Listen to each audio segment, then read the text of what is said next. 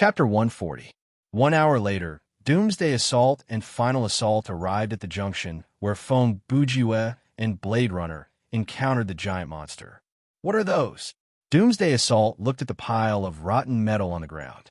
Is it some kind of trap? I think it's the carcass of some kind of monster, Final Assault said. Do you remember that explosion? Oh, I see. It was blown up, was it? Doomsday Assault said. In other words, more than 1 hour ago, someone killed, He shrugged. He could not imagine how the puddle of pus and metal looked like when it moved. In any case, it was a rather large monster. We've already killed 3 or 4 of those orange specters. They did not have any explosive weapons on them, Final Assault said. They're only anti-gravity weapons, so we can basically confirm that it was flashes of Swords Group that caused the explosion. Then it means that we're on the right track, Doomsday Assault said. Final Assault nodded. Even though this underground lab is large, it is not a maze. The few paths do not extend too far. We've already explored the other end of the corridor. If we follow this corridor, we will definitely find them. But the area that we searched earlier did not have any exits. This means that there might be a way out at the end of the corridor. So what? Final Assault said. According to the scenario introduction, this old Earth is filled with storms and poisonous swamps. Even the ocean is polluted. Obviously, the situation outside is worse than here. As the two spoke, they walked to a metal door at the end of the corridor. The door was open, and the room behind it was dark. There was a strange smell coming out of it. Be careful of an ambush or trap. Doomsday Assault whispered to his teammate when they reached the door. Final Assault did not answer, but made a simple gesture to signal for his teammate to follow him in. They were responsible for looking in a different direction. It looked like they already had a plan for entering a dark space. Doomsday Assault was the first to charge through the door. The moment he entered, he turned on the flashlight in his hand. The light shone before him, and it scanned in a counterclockwise direction. Doomsday Assault followed closely behind, but his flashlight was moving in a clockwise direction. In the end, there was nothing valuable in the room. There is only a cage with a broken door and an empty safe. Looks like they killed the monsters at the entrance and came in to open a chest before leaving, Doomsday Assault said. Yes, it should be. Final Assault paced back and forth as he answered. He did not expect his words to be cut short, and then he heard a dull thud. What's wrong? Doomsday Assault turned around. In the end, Forceful Assault fell flat on his face. He calmly propped himself up with a push-up posture and stood up straight again. He wiped off 2 lines of blood from his nose. He tripped over something. The conversation between the two became weirder and weirder. Even when something unexpected happened, their expression and tone were the same. They were cold and stiff, and they spoke at a steady pace. Final Assault touched an empty spot next to his feet and said, "There is an invisible creature's body here." The reason he knew it was a dead body so quickly was not only because he could smell the horrible stench at such a close distance, but also because he had touched the monster's organs that Fong Bujue had cut open. His hands were covered in a disgusting but invisible liquid. Doomsday Assault walked over and wanted to confirm it with his hands. Wait! Before Final Assault could say the second wait, his teammate had already pressed his palm against the body's chest. Air this. Doomsday Assault was filled with regret, but it was already too late. Since you're already covered in it, it'll be easier for me to explain, Final Assault said. Did you notice that there are too many fatal wounds on the body? The forehead was chopped by something, and the torso. Doomsday Assault frowned. Were the 2 guys dissecting or whipping the body? Perhaps during the battle, the 2 attacked different parts of the body, Final Assault said. That is the only explanation. After the 2 finished inspecting Fong Bujue and Blade Runner's work, they picked up their pace. They understood that even if there were monsters along the way, they would have been dealt with by the 2 members of the opposing team, so they could close the distance between them and their opponents without worry. After running for a while, they suddenly saw something on the floor of a dimly lit corridor in front of them. This time, it was Doomsday Assault who moved forward to take a look. He shone his flashlight on the thing and said, "Is this a human head?" Final Assault walked to his side and looked around. But where is the body? Was it eaten by a monster? Doomsday Assault asked. Look at the cut at the bottom of the helmet. It is very smooth. When Final Assault said that, cold sweat slid down his pale face. Obviously, it was cut by a sharp weapon. Doomsday Assault turned around to look at his teammate. Are you trying to tell me that it was Blade Runner's team who ate the body? How is that possible? Final Assault squatted down to study the head inside the helmet and said, regardless of whether they destroyed the body or dragged it away, there should be a large amount of blood left behind. But there is no blood here. And look at this head, the insides are already dried. Other than the blood on the face, there is no brain left. And the conclusion is? Doomsday Assault asked. We did not see any dead bodies or blood stains along the way. Final Assault replied. Final Assault replied, it means that the location of the murder was somewhere in front of us, but they turned back later and placed this head here. The body fluid has almost dried up. Humph! Are they trying to scare us away? Doomsday Assault scoffed. That is probably the case, Final Assault said. Final Assault said, look at the holes on the helmet. They don't look like they were made by a weapon. So, before this person was beheaded, he was probably killed by the monster and the brain and blood in his skull were sucked dry. He stood up. They chopped off the head of a dead body and left it here. Are they trying to pressure us? Ha! Looks like Blade Runner is nothing more than that. He only knows how to play tricks. This is a sign of guilt. When Doomsday Assault heard that, his confidence increased. What Dao Jian Shao? Even if his level is low, he is still a coward, right? Ha! Let's give chase. Final Assault stepped over the dead man's head and said, since they want to delay us, the best solution is to stop them. Chapter 141. I think we should reconsider their strategy. What have they done? When Doomsday Assault and Final Assault saw the disheveled headless body on the ground and the broken tentacle creatures not far away, the two of them were confused. If the head earlier was to create psychological pressure, what is this? Doomsday Assault asked. Final Assault continued. Do you think that's the case? His stiff expression changed thought-provokingly. After they beheaded the man, they split up for the time being. Blade Runner returned with the head, and the man called. He glanced at the game menu. The man called Fong Bujue stayed here alone and did something to the body. Is that man a psychopath? Doomsday Assault asked. Speaking of which, Thriller Paradise has a very strict restriction on this kind of obscene behavior. What is he capable of? How would I know? Final Assault replied. I'm just guessing. Perhaps we have misunderstood. Perhaps they were just very careful when they searched the body. I hope so. Doomsday Assault swallowed. It was then that the two from Zombie Blade felt a strange pressure. This was far more impactful than seeing a head that had died a horrible death. This had to be explained from the drug that they had used. Just as Blade Runner said, the members of Zombie Blade would cheat. It was not that they were the cancer of the industry, but they had their own way of doing things. Take movie production as an example. For example, there was an unknown scriptwriter who spent several years, or even decades, to write a script for sponsorship. He poured his heart and soul into a low-budget movie, and in the end, the movie earned 5 times the investment. On the other hand, another scriptwriter with a little bit of connections could spend a few months to come up with a crappy script and find a few celebrities to be the lead actors. Then he could advertise and exaggerate the 3 vulgarities of the 3 vulgarities. It was like an open scam to trick the audience into going to the cinema. He could also make some money. In the end, the profit gained by these two people was the same. The difference was the former might have gained some reputation, but the latter would be drowned in a sea of negative comments. But in the end, people were forgetful. When the former disappeared from the scene in the next few years, the latter continued to produce the same bad movie every year. The same method, the same profit.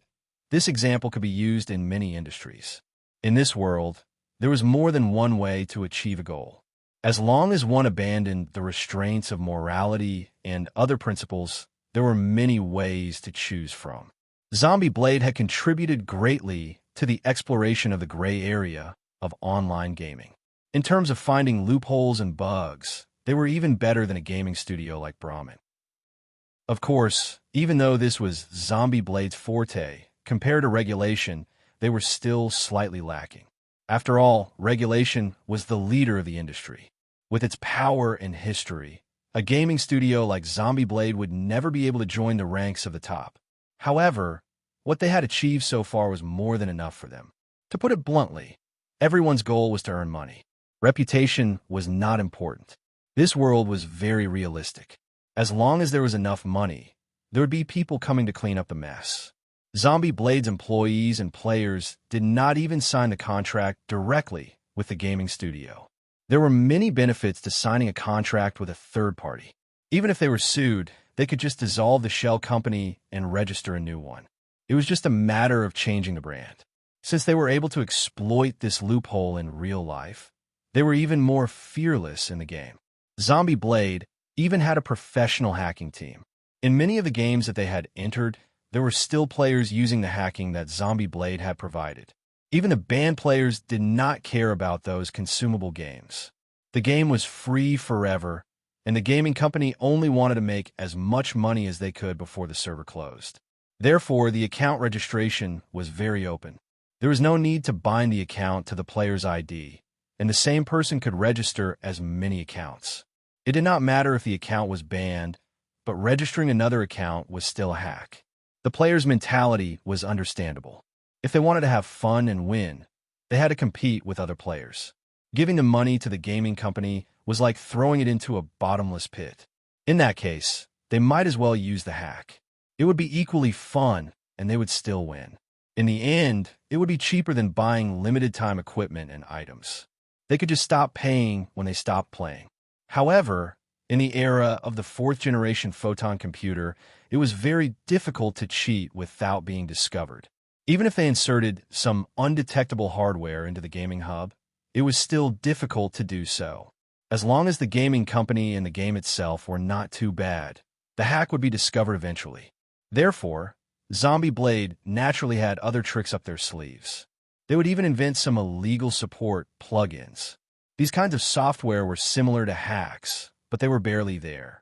Perhaps in a battle between top players, the effect of this kind of support would be negligible. But in a battle between players who were not that skilled, using this kind of tool could give them a huge advantage. Other than that, Zombie Blade did not care about the deteriorating reputation of the gaming studio. They often engaged in vicious competition, and their target was none other than their peers. Of course, they did not dare mess with the likes of Regulation and Brahmin. They knew that they could not afford to mess with powerful opponents. However, they did not hold back when dealing with gaming studios that were similar to them. They spread rumors to slander them and attack their servers. The effect was more or less there, and they did manage to bring down some gaming studios. In short, these guys were professionals. They were able to find a way to reach a high standard and walk on a broad path. There was a saying that went, "You have to pay for what you did." In the end, Zombie Blade had run into a wall in one of the games. No, a wall of blood. That game was Thriller Paradise. The system of the game was impeccable, and it was impossible to cheat on the data level. Therefore, they secretly organized a cyber attack. They wanted to hack into the Dream Company's server to test its flexibility. But something bad happened. Zombie Blade not only failed to break through the firewall of the Dream Company, they were attacked instead. An unknown virus bypassed many fake IPs and puppets to directly infect and destroy Zombie Blade's own system. That day, a round cartoon face appeared on all the computer screens in the entire company building. It was a wretched figure wearing glasses, constantly laughing sinisterly. All the data in their computer hard drives had been destroyed. The loss was unimaginable. It could no longer be described as a serious injury. It was as if they had broken their own hands and feet. The scariest thing that happened that day was the laptop on the table of the chairman of Zombie Blade's office exploded. He had only seen this in movies before. A hacker at the level of a national secret agent would remotely overheat the laptop battery and cause it to explode. Who would have thought he would experience something like this in his life? Due to the uniqueness of this incident, Zombie Blade could only swallow the bitter pill. With regards to Dream Incorporated, they no longer dared to attack them through the internet. Then, Zombie Blade's hardware development department was attacked as well. They tried many types of illegal external hardware, but none of them worked on the gaming hub released by the Dream Company. The technical reason was hard to find. Even if they took the gaming hub apart, they could not find the problem. This situation had never happened before. In this day and age, they had so many technicians, but they could not even cheat in the game. Was there any justice in this world? Was this Dream Company the Department of National Defense, or something else? Therefore, the members of Zombie Blade worked together. After many meetings, they finally came up with a solution to do something to the players.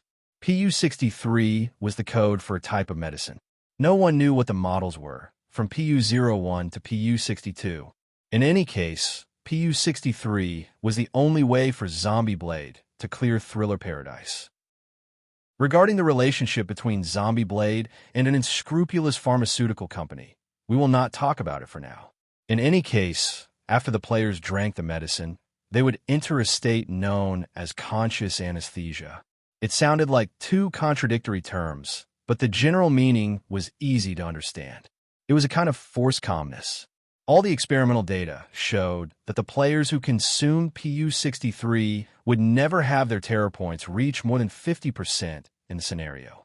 Without affecting their mental activity, their pain tolerance would increase, and in an emergency situation, such as during a heated battle, they would be able to react faster. To put it bluntly, this was a kind of stimulant for the players. The gaming hub only monitored the player's heartbeat, pulse, blood pressure, and other data. It could not provide a drug detection function, so this medicine could be used without restraint. Currently, Zombie Blade's PU-63 was only used by the internal players. They did not plan to sell it to the public, but the plan to sell it was already on the agenda. In the next 2 months, the PU-63 would appear on various third-party trading websites.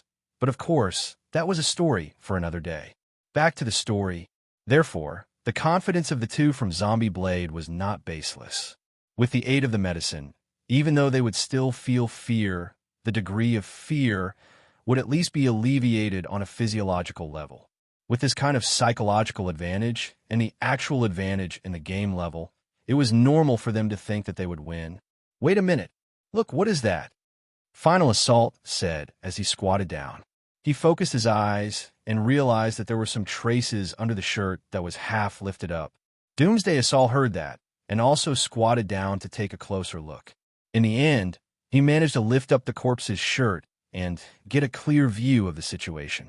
Not far from the corpse's stomach, there was a line of words carved deep into the flesh. Why so serious? Doomsday Assault read the words aloud and raised his head to look at his teammate. What is this? This is... Final Assault was also confused. Suddenly, he noticed that at the question mark at the end of the line, there was a metallic thread poking out from under his skin. He reached out his hand and used 2 fingers to pinch the end of the metallic thread. He wanted to pull out to take a look. Bang. At the same time, at the other side of the lab, after Fong Bujue heard the explosion, he glanced at the game menu and mumbled listlessly. Tiske? Only one down. Chapter 142. 1 hour earlier, Blade Runner was standing 5 meters away from the headless body, acting as a lookout for Fong Bujue. Are you sure you want to do this? Blade Runner looked at Fong Bujue, who was squatting beside the body. His eyes seemed to say, "You are crazy." But I'm already doing it. What's wrong? You don't want to waste a grenade? Fong Bujue asked. To be honest, compared to wasting the grenade, I'm more concerned about your mental state. Blade Runner glanced at him from the corner of his eyes. What does this have to do with my mental state? Fong Bujue replied. I'm just using a dead body to set up a trap in a virtual game. Anyone with a normal mental state who can think of this strategy will not hesitate to carry it out. Whatever you say. Blade Runner did not want to argue with him. At that moment, he understood why this man's ID was Fong Bujue. Fong Bujue tied a metal wire through the ring of the grenade. He held the grenade in his hand, rolled up his sleeves, and roughly reached into the body's esophagus to shove the grenade into the body's stomach. On the front of the body, only a small wound was needed to allow the metal wire to poke out from the stomach and poke out from under the skin. Next was to carve the words. At the spot where the metal wire poked out, he used a question mark to decorate it and waited for the other party to take the bait. Why did you leave the words, but cover half of it? Blade Runner looked at Feng Bujue's arrangement and asked, "If I don't cover it completely, they will be able to see what I've written from afar," Feng Bujue explained. "But if I cover it completely, they might not be able to see it." After he was done, he used the dead body's clothes to wipe his hands and stood up. "If I cover half, they will squat down and lift the clothes to see what it is. Then, as long as they have normal eyesight, they will be able to see the end of the metal wire." "How can you be so sure that they will touch this line?" Blade Runner asked. "Who said I'm sure they'll move the cables?" Feng Bujue replied. "Huh?" Blade Runner didn't seem to understand what he meant. Feng Bujue asked again, "Does this look like a trap?" It doesn't seem like it." "Why not?" Blade Runner tried to follow his train of thought. "The trap should be placed in a place where the enemy will definitely pass by, such as behind a door." Feng Bujue nodded. "That will do. That's it." Blade Runner still didn't understand. "Let me give you another example," Feng Bujue said. "Do you remember the safe we received before?" "Of course I remember." "If opening the box will trigger an explosion, does that mean we've already been tricked?" "The system wouldn't have set it up like that," Blade Runner replied. "That way, the players won't be able to avoid it. If the box is really going to explode, there will be some clues before opening it." "Oh," Feng Bujue said. "Then am I the system?" "Yes. Do I look like someone who would kindly give the other party a hint?" Also, there's another reason why you would think the box is not a death flag," Feng Bujue said. "Because that room is an optional quest. We can choose not to open the door and leave through another path. Even after we kill the monster, we can choose not to open the chests inside the room," Flashes of Swords said. Feng Bujue pointed at the body. "This body is lying on the ground. They can ignore it and ignore the remaining half of the sentence. Even if they do, they can choose not to touch the metal wire." Blade Runner scratched his head. He seemed to understand. "Is this some kind of psychological suggestion?" Feng Bujue had already started walking. He gestured for the other party to follow. As he walked, he said, "To get someone to do something that appears harmless but is actually disadvantageous to them, first of all, you have to make them feel that they can do it or not and that they are not being forced to do it. Then, on the surface, the matter has to appear normal. The so-called normal means that it cannot be too difficult. If it is too difficult, it will not work. But it cannot be too easy either. If it is too easy, the other party will become suspicious. For example, when you kill someone, the victim will resist. That is a normal thing. However, if they resist too much, you will back down. If they wait calmly for the slaughter, you will become suspicious. Or for example, if you want to go to a facility to plant a bomb, the security will be too tight and you will be forced to give up. However, if the security is too lax, you will find it inconceivable." Feng Bujue licked his lips and coughed twice. "So, I hid the grenade inside the body. The metal wire is somewhere that they can touch or not touch. My message is not carved on the surface or on the buttocks of the body, so that they will not find it." He sighed. "Finally, I prepared an unexpected surprise for them. What if they did not find the metal wire and did not even look at the body before leaving?" Blade Runner asked. "They are professional gamers, right?" Feng Bujue asked. "Yes. If it were you, would you just leave without doing anything?" Before Blade Runner could answer, Feng Bujue continued. "Of course, the worst-case scenario would be losing a grenade. In any case, you have nothing to lose, right?" "Yes," Feng Bujue shamelessly replied. They chatted for a while and walked for about 10 minutes. After turning around a corner, suddenly, a piece of metal the size of a basketball whizzed toward them. It brushed past the left side of Feng Bujue's face. Feng Bujue's first reaction was to bend down and pull out his handgun to return fire. He looked forward and saw a figure standing in a dark area at the far end of the corridor. Clearly, that person was the one who launched the attack. Flashes of Sword also noticed the attacker. His movement was incredibly fast. Without saying anything, he rushed forward with his sword already in his hand.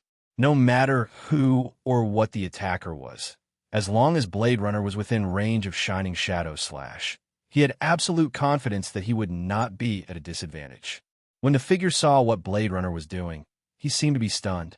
He stood there for 2 seconds before turning to run.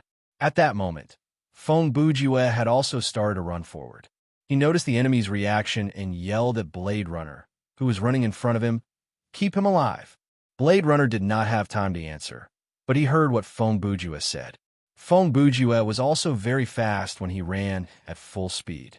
In the scenario where they had a duel, when Fong Bujue ran at full speed, he was about 70 to 80% of Blade Runner's speed.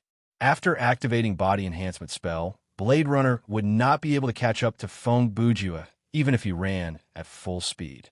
At that moment, the two of them were running at almost the same speed, and they soon caught up to the escapee. The person was also wearing an orange protective suit, and his running speed was not on the same level as the two players. He was also holding an anti-gravity gun in his hand. Seeing this, Fong Bujue basically confirmed that the person who tried to ambush them was an NPC, so he shouted again, "Capture him alive." Not long after, Blade Runner finally reached the range where he could use Shining Shadow Slash. He teleported and appeared right in front of the enemy. Seeing this, the man's face paled, but he could not stop anymore. Flashes of sword elbowed the man's collarbone, and the man fell to the ground. Even though the man was dazed from the fall and groaned on the ground, flashes of sword did not hesitate to twist the man's arm and press him face down on the ground. Then, he removed the gun from the man's arm. By then, Fong Bujue had arrived as well, but he was not as calm and collected as the other experts. Seeing that the situation was under control, he placed his hands on his knees and gasped for air. "Speak, who are you?" Blade Runner said to their captive. The person was already out of breath from running, and after being elbowed to the ground, how could he speak? Fong Bujue said, "Just let him go, it's fine." Blade Runner released his hand and took 2 steps back, still holding his sword as he looked at the attacker on the ground. The person turned over, face up, and his chest was heaving up and down. He could not catch his breath for a long time. From the transparent mask, they could see that he was a Caucasian. He looked very young, about 20 years old, and was very small, about 1.6 meters tall.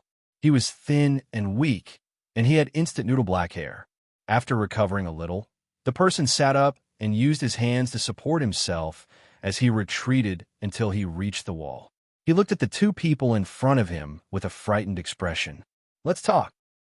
Fong Bujue squatted down so that his eyes were at the same level as the person. He said, "What is your name?" "Outsider." "You are a group of demons." "Heathens." The person hugged the helmet with both hands and shouted, "Don't you think you can hypnotize my brain with your demonic language? Don't even think about it." Blade Runner looked at Fong Bujue and said, "F***CK. This seems to be getting more and more complicated. Isn't this a sci-fi script? Why is there a religious fantasy setting?" Fong Bujue hesitated for a moment. Then he smiled coldly and said, "No, I think this is a futuristic sci-fi setting." As he said that, he pulled out a steel knife from his backpack. Seeing this, the person started to shout desperately. "Shut up." Fong Bujue first used a normal volume to say that, but the man was still screaming. Fong Bujue then raised the steel blade and placed it on the man's neck. He roared, "Shut up." The person was scared and immediately shut up, but his face was still filled with fear. "What is your name?" Fong Bujue enunciated each word clearly. "Han." "Hank," Hank replied. "Hank, what do you think I am?" "It doesn't matter.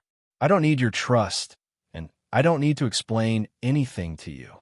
But you have to answer our questions truthfully, or you will die a very, very painful death," Fong Bujue said. "No, don't." Hank said, "Don't kill me. I still have my mother at home. My brothers are all dead. I can't. Stop talking nonsense." Fong Bujue interrupted. "I ask, you answer." Hank nodded. At this time, his emotions were slightly calmer than a minute ago, like a child who had stopped crying. "What do you do, and why are you here?" Fong Bujue asked. I am a scavenger. Our team received orders to come here to search," Hank replied. "How many people are in your team?" Fong Bujue asked.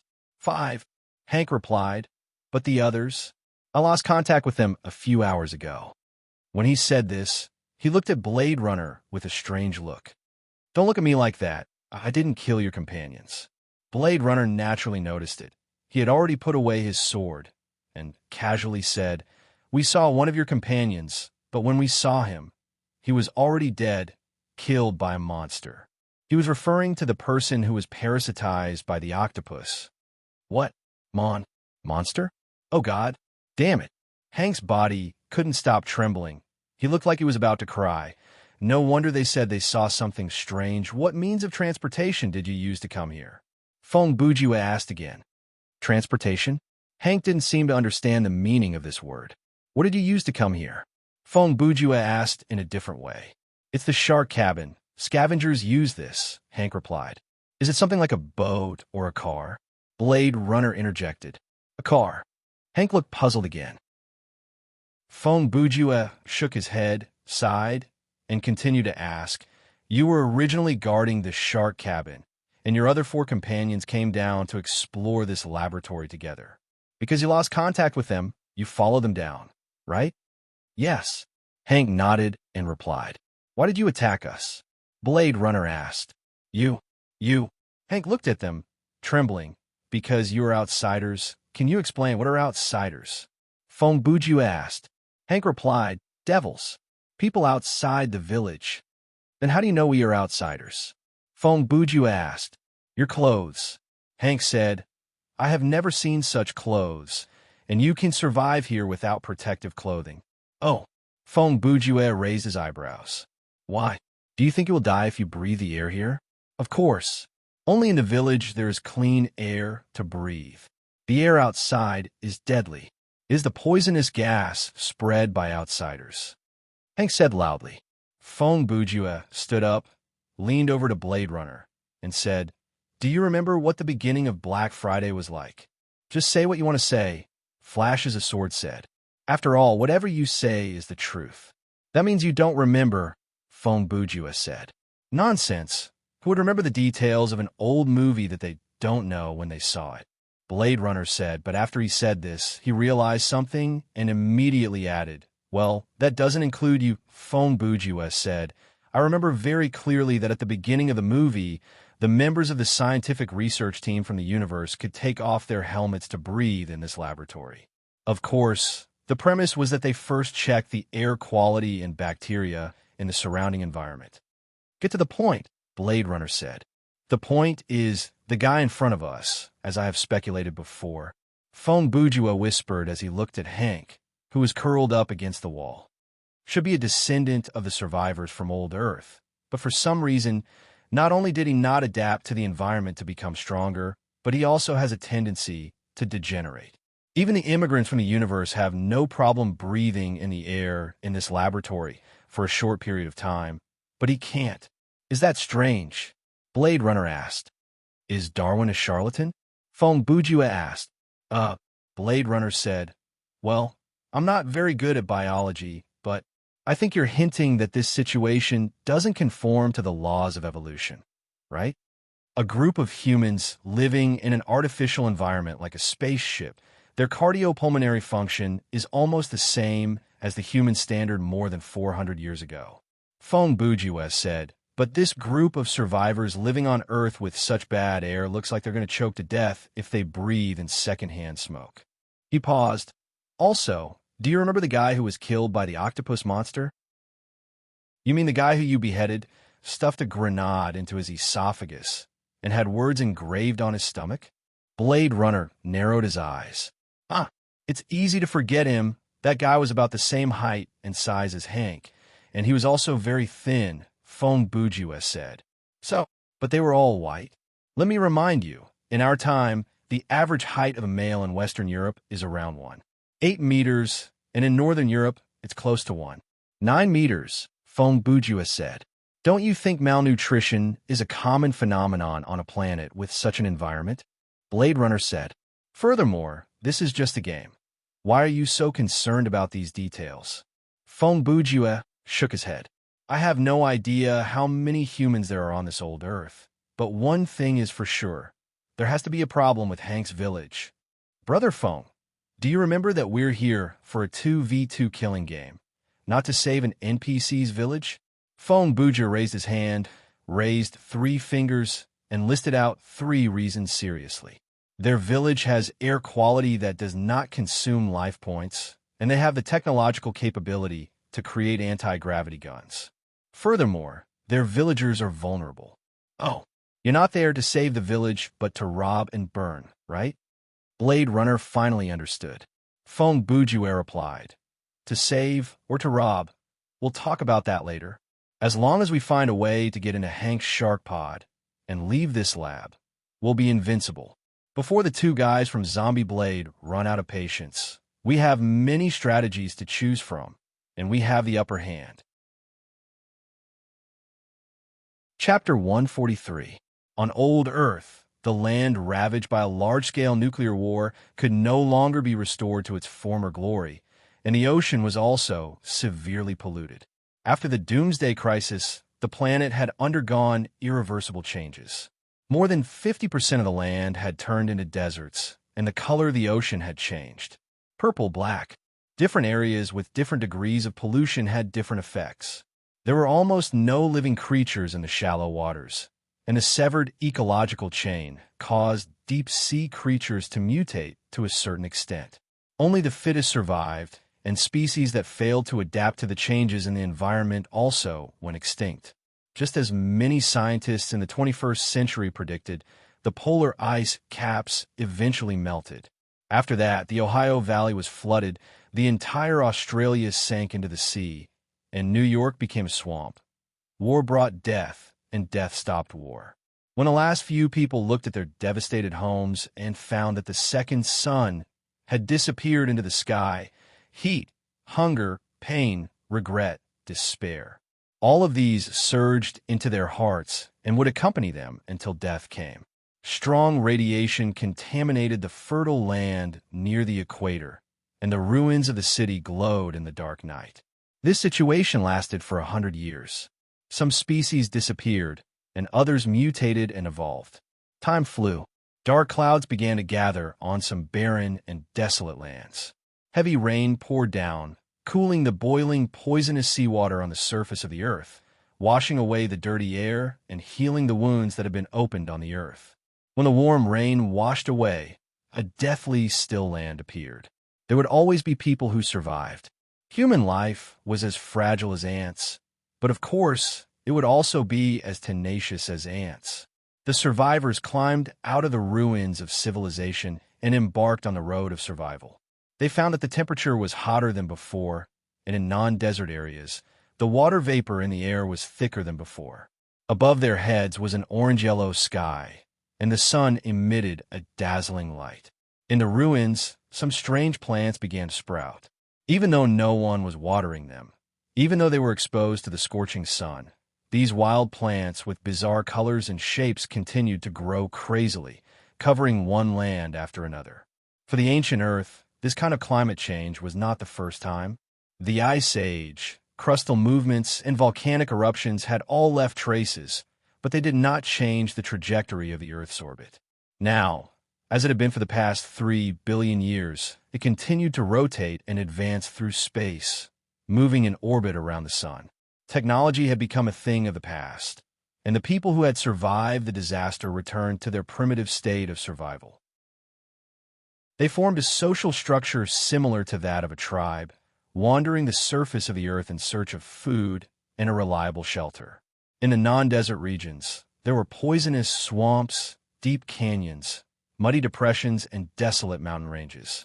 But apart from that, on the vast earth, there were indeed 1 or 2 paradise-like pure lands. There was such a place in a canyon in North America. It was an underground cavern as large as a city. It was pocket-shaped, and thick clouds of vegetation covered the top like a canopy, blocking most of the scorching sun. The temperature here was comfortable, the soil and environment were suitable for normal crops to grow, and there was a clean and abundant underground water source. Most importantly, there was the wreckage of half a starship. No one knew why the spaceship was here. Perhaps it was a secret research base of some country, or perhaps it was a spaceship that had fallen after a battle. In any case, in the end, a tribe discovered this place. The environment gave them something to rely on, and the wreckage of the starship allowed them to rekindle the spark of civilization. Life flourished again, and a new human society was built. 3 centuries had passed, and this place had become the only human gathering place on Earth. The people who lived here called it the Village of Heavenly Blessing. Inside the underground lab at Crystal Lake, Doomsday Assault saw the end of the road. He had searched all the forks and followed the corridor until he reached this place. At that moment, there was a flight of stairs before him that led upward. It looked like the zigzag fire escape stairs that were normally used in residential buildings. Beside it was a railing made of iron, and the footrest was made of metal. He could see the situation above through the gap under his feet. He took out his weapon and approached carefully. The lighting there was not good. Looking from below, it was hard to see whether there was an ambush. "You two from the martial world, stop hiding. I can already see you." Doomsday Assault was obviously bluffing. He was not afraid of being exposed because he knew that this was the end of the lab and the exit was above him. If Blade Runner and Feng Bujue wanted to ambush him, this was the only place they could have chosen. For two people who were waiting for an ambush from above, he would have been discovered a long time ago. "The grenade trick is quite clever, huh?" Doomsday Assault said. "Blade Runner, is that all you've got? You cowards of the Jianghu sure know how to play tricks." He tried his best to scold them without being silenced. He wanted to provoke them into showing themselves. After all, the enemy was hiding in the dark, and he was in the open. "What's wrong? You still don't dare to show yourself?" Doomsday Assault scoffed. "It's 2 against 1. Are you still afraid?" The only reply he got was his own echo. "Humph. You'd better think about this carefully," Doomsday Assault said. Doomsday Assault said, "With the indiscriminate reduction of life points, the exhaustion of the two of you is twice as high as mine. Cowering when you have the advantage will only be a waste of life points." He paused before adding, "I don't mind turning to leave. The further I stay away from you, the better. Then we'll fight to see who runs out of life points recovery potions first. Even if I lose in the end, you'll have wasted at least twice as much life points recovery potions than me." Doomsday Assault had a point, but since he had appeared there, it meant that he had not chosen that strategy. If Doomsday Assault thought that he had no chance of winning in a head-on confrontation, he would not have approached his opponent. After Doomsday Assault was killed by the explosion, he should have run in the opposite direction, found a good spot to hide, and waited for his opponent to come to him. If he succeeded in his ambush and killed one of them, then he still had a chance of winning. Therefore, there was only one reason Doomsday Assault would come here. He had confidence that he could win against 2 opponents, and the basis of his confidence was obviously some kind of powerful skill or item. He shouted for a while, but there was no response from the top of the stairs. This made Doomsday Assault feel awkward. He could not help but think, is there another floor to this lab? The floor above is as big as the one below. With that in mind, he carefully moved to the top of the stairs and slowly climbed up. This was the only thing he could do. Firstly, if the other party did not show up even after death, there was nothing he could do. He could either go up or leave. Secondly, if there was really another floor above, the other party would not hear him even if he shouted for an hour. He walked back and forth, and he really did not run into any ambush. In fact, he did not even notice the presence of a trap. However, Doomsday Assault did not dare be careless. The memory of the grenade incident was still fresh in his mind. His teammate had been too close to the grenade, and he had almost died from the explosion. This was a lesson that he would never forget for the rest of his career or even his entire life. This staircase was about 3 stories high, and it took him a total of 5 minutes to walk up it 4 times. When he reached the upper floor, Doomsday Assault was stunned. In front of him was a corridor, an empty corridor. The end of the corridor was just 10 meters in front of him. The entire wall, there was a door. The door was divided into 2 parts, and the gap in the middle was like a sawtooth bite. The thickness of the door was definitely not inferior to that of any bank vault. The switch beside the door had already been destroyed. Where is everyone? That was Doomsday Assault's first reaction. He and Doomsday Assault had explored the other side of the lab, and the exit was at the end of this corridor. Along the way, he had seen the traces left behind by Feng Bujue and Blade Runner, and he had fallen for their trap. He had searched every corner, so he had to be on the right path. But why was there no one there? Have they left? This thought flashed across Doomsday Assault's mind, but he immediately denied it. Impossible. According to the scenario, the environment outside is harsher than here. Perhaps the life points will drop faster. Furthermore, the switch is broken. So how did they leave? He thought about it again. Could it be that they went outside to activate the switch to close the door, and before the door closed, they destroyed the switch to trap me inside? That shouldn't be the case. There is no benefit in leaving. Doomsday Assault paced back and forth with a frozen expression. After a long time, he finally came up with a speculation that he thought was correct. That's right. That must be it. Realization dawned on him, but his tone and expression remained the same. They came to the end of the corridor and destroyed the switch to create the illusion that they have escaped from the lab. Then they turned back. They must have sneaked out from the main corridor when I was searching the split, and we missed each other. Now, they're probably hiding at the other end of the lab. At the same time, outside the lab, under the yellow sky, there was a sea of sand that stretched to the horizon. The wind blew, and a black sandstorm swept through the place. If a person stood in such an environment without any protection, it would be hard for them to even open their eyes. Once they opened their mouth to speak, they would only swallow sand, and their voice would not travel more than 5 meters away. A shark cabin was floating on the sea of sand. The cabin was 20 meters long, 6 meters wide, and more than 4 meters tall.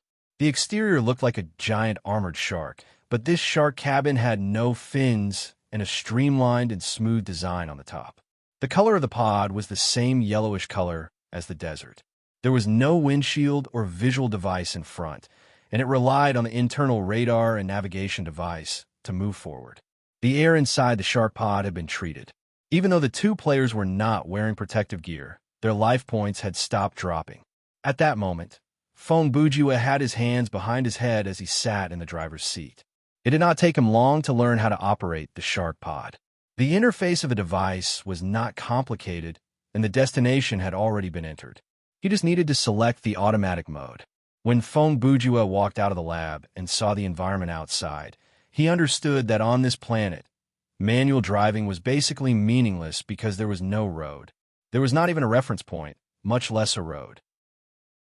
Therefore, the shark pod had to rely on automatic navigation to get to where it needed to go. Then, the question was, how did this group of people find the Crystal Lake lab?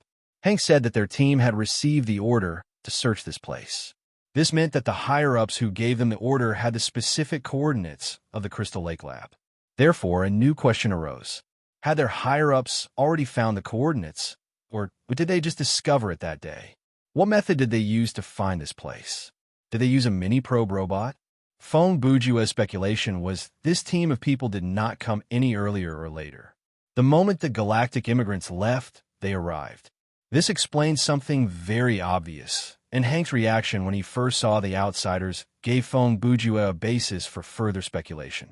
At that moment, even though they had not arrived at the village, Fong Bujua could basically confirm the situation there. Why didn't you kill him? Blade Runner sat in the passenger seat and turned his head to ask Fong Bujua, "Aren't you afraid that something might happen if you keep him alive?" When he said that, his voice was naturally very low so that Hank, who was tied up in the corner behind them, would not hear him. "There is no reason to kill when there is no grudge between us," Fong Bujua replied. Blade Runner laughed drily. "No way. Isn't it a bit too late for you to pretend to be a righteous person? This has nothing to do with whether I am a righteous person or not. The main thing is that this NPC is still useful," Fong Bujua replied. "We still need to rely on his help to sneak into the village. He will help us?" When Blade Runner said that, he turned his head slightly and glanced at the pale-faced Hank from the corner of his eyes. "Why? He can't resist now, but when we return to the village, he can find a chance to escape at any time. He can also shout for others to come and capture us." Fong Bujua's lips curled into a smile. "Everyone has a weakness. Once they are caught, they will betray their own principles. Then, they will do whatever you want them to do." He stood up from his seat and said softly, "For Hank, we only need to use simple force and psychological pressure." With that, he walked toward Hank. Chapter 144. Fong Bujua stood in front of Hank. He looked like he wanted to say something, but he did not speak immediately. Instead, he was deep in thought. Hank's face was filled with fear. He looked at this outsider nervously. He had no idea what the other party was planning. Feng Bujue's short silence seemed to have become an invisible pressure. About 30 seconds later, Feng Bujue took out his pistol from his backpack and asked, "Do you know what this is?" Hank shook his head. "This is a weapon that was popular from the 20th to 21st century," Feng Bujue said. "You should know the meaning of the word weapon, right?" Hank nodded. "I know, but what is this century?" Feng Bujue thought. "You don't even have a concept? Looks like they have been completely enslaved." His expression did not change. He continued, "In other words, it is a weapon that people used about 400 to 500 years ago." Hank asked with fear, "Why are you telling me this?" Feng Bujue laughed coldly. "Mainly because I want you to have an idea of what this thing is." As he spoke, he pointed at the muzzle of the gun. "As long as I move my finger, something called a bullet will fly out from here. Its flying speed is faster than the anti-gravity projectiles. If I use it to attack a human," he started to scare Hank. "If it hits the head, the brain will explode. If it hits the body, the internal organs will shatter. If it hits the limbs will lose the ability to move and will bleed nonstop." He put on a very scary expression, like a mental patient who was trying to suppress his desire to kill. Expressions were an international language, and it was from another era. Even if two people were separated by 1,000 years, their emotions were written on their faces. Therefore, Feng Bujue successfully scared the other party. At this point, he suddenly stopped talking about the pistol and asked, "How many people are there in your village?" Why are you asking this?" Hank asked nervously. "Why? You don't want to tell me?" Feng Bujue laughed. "Are you afraid that I will use this gun to deal with them?" He was asking a question that he already knew the answer to. First, he showed off a weapon that the other party didn't understand at all. Then, he immediately asked about the population. Anyone would think that way. Our village has 100,000 people." Hank seemed to have mustered up his courage and replied loudly. "Is that so?" "Huh." Feng Bujue laughed in a relaxed tone. He waved the pistol in front of Hank. "According to the autopilot, we will arrive at your village in about 20 minutes. According to my observation, your village is quite hostile to outsiders." He paused and continued.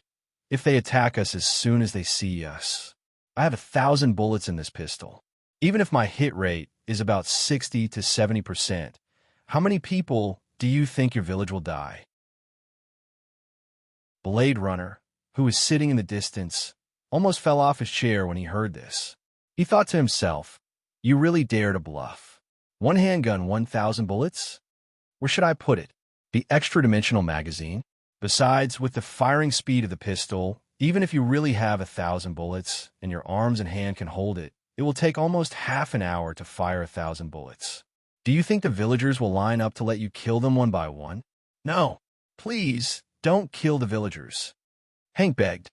"Our village only has 5,000 people. Hey, you really believe me?" Blade Runner was shocked, but he still pretended to be calm on the surface. With his back facing the two, he sat in the passenger's seat and continued to stare blankly. "I can promise you that I won't kill anyone," Feng Bujue said. "But you have to cooperate with us." Okay.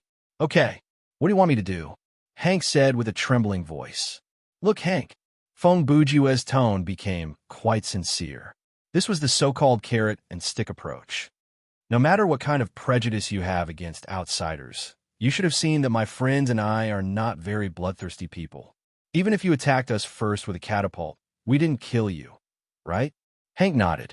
Blade Runner shook his head at this moment and whispered, "Although we didn't kill him, the threat of death is escalating. We just want to take a look at your village and then leave." Feng Bujue continued, "Don't worry, this is not a reconnaissance. There won't be an outsider army coming to attack you. The two of us are just tourists. Out of pure curiosity, we want to take a look at your village." Hank was skeptical of this statement. He did feel that the so-called outsider army was unlikely, but if these two were just there to visit the village, he would not believe it. However, your village is obviously very xenophobic and has a deep-rooted misunderstanding of humans outside the village. Feng Bujue observed Hank's expression and said, "Under normal circumstances, I think anyone in your village would kill us without asking for a reason.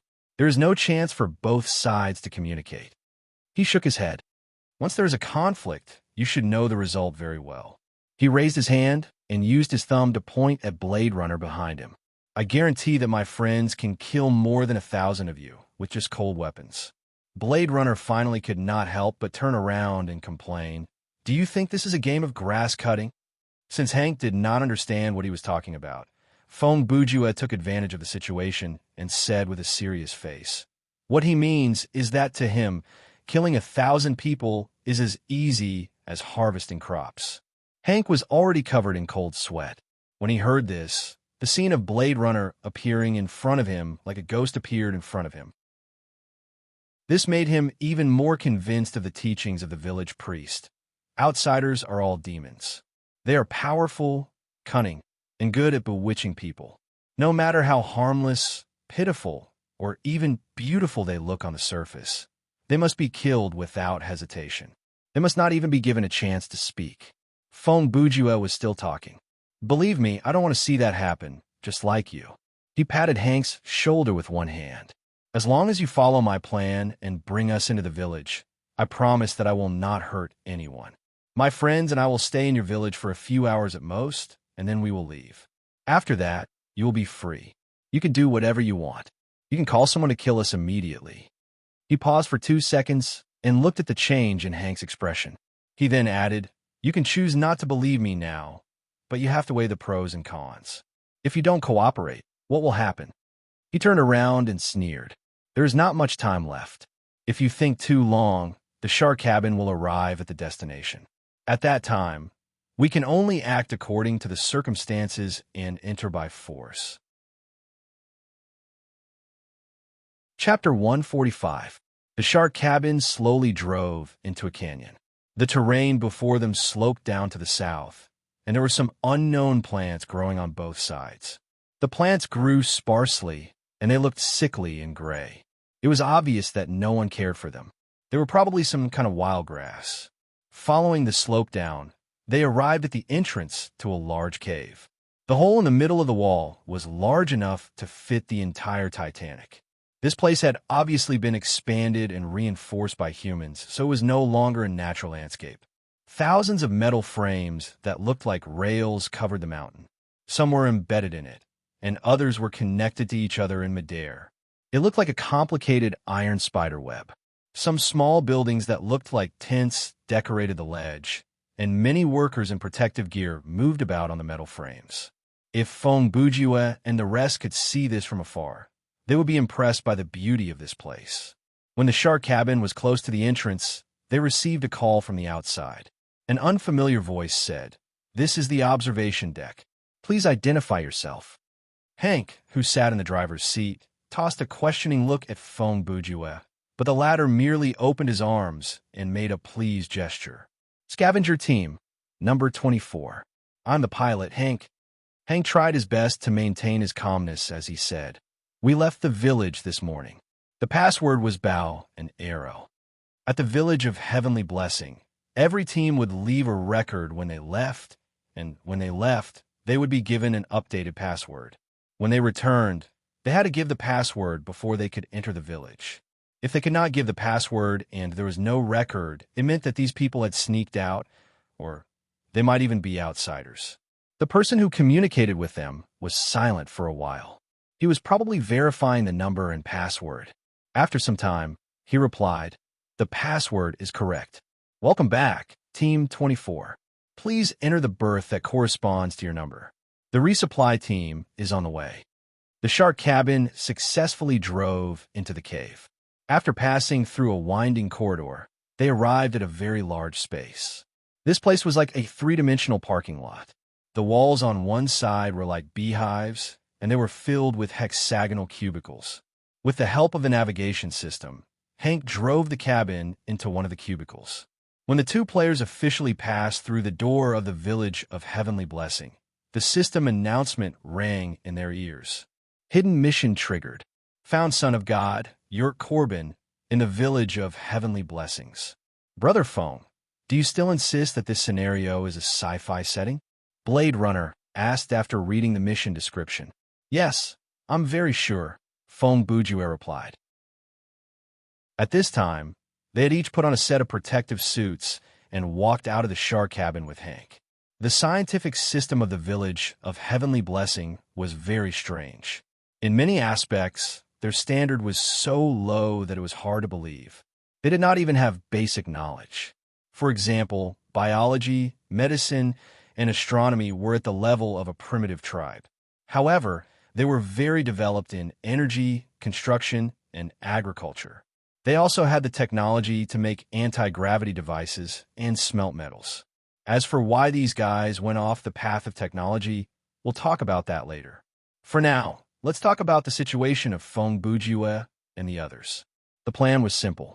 He would put on a protective suit, pretend to be a scavenger, and sneak into the residential area of the village.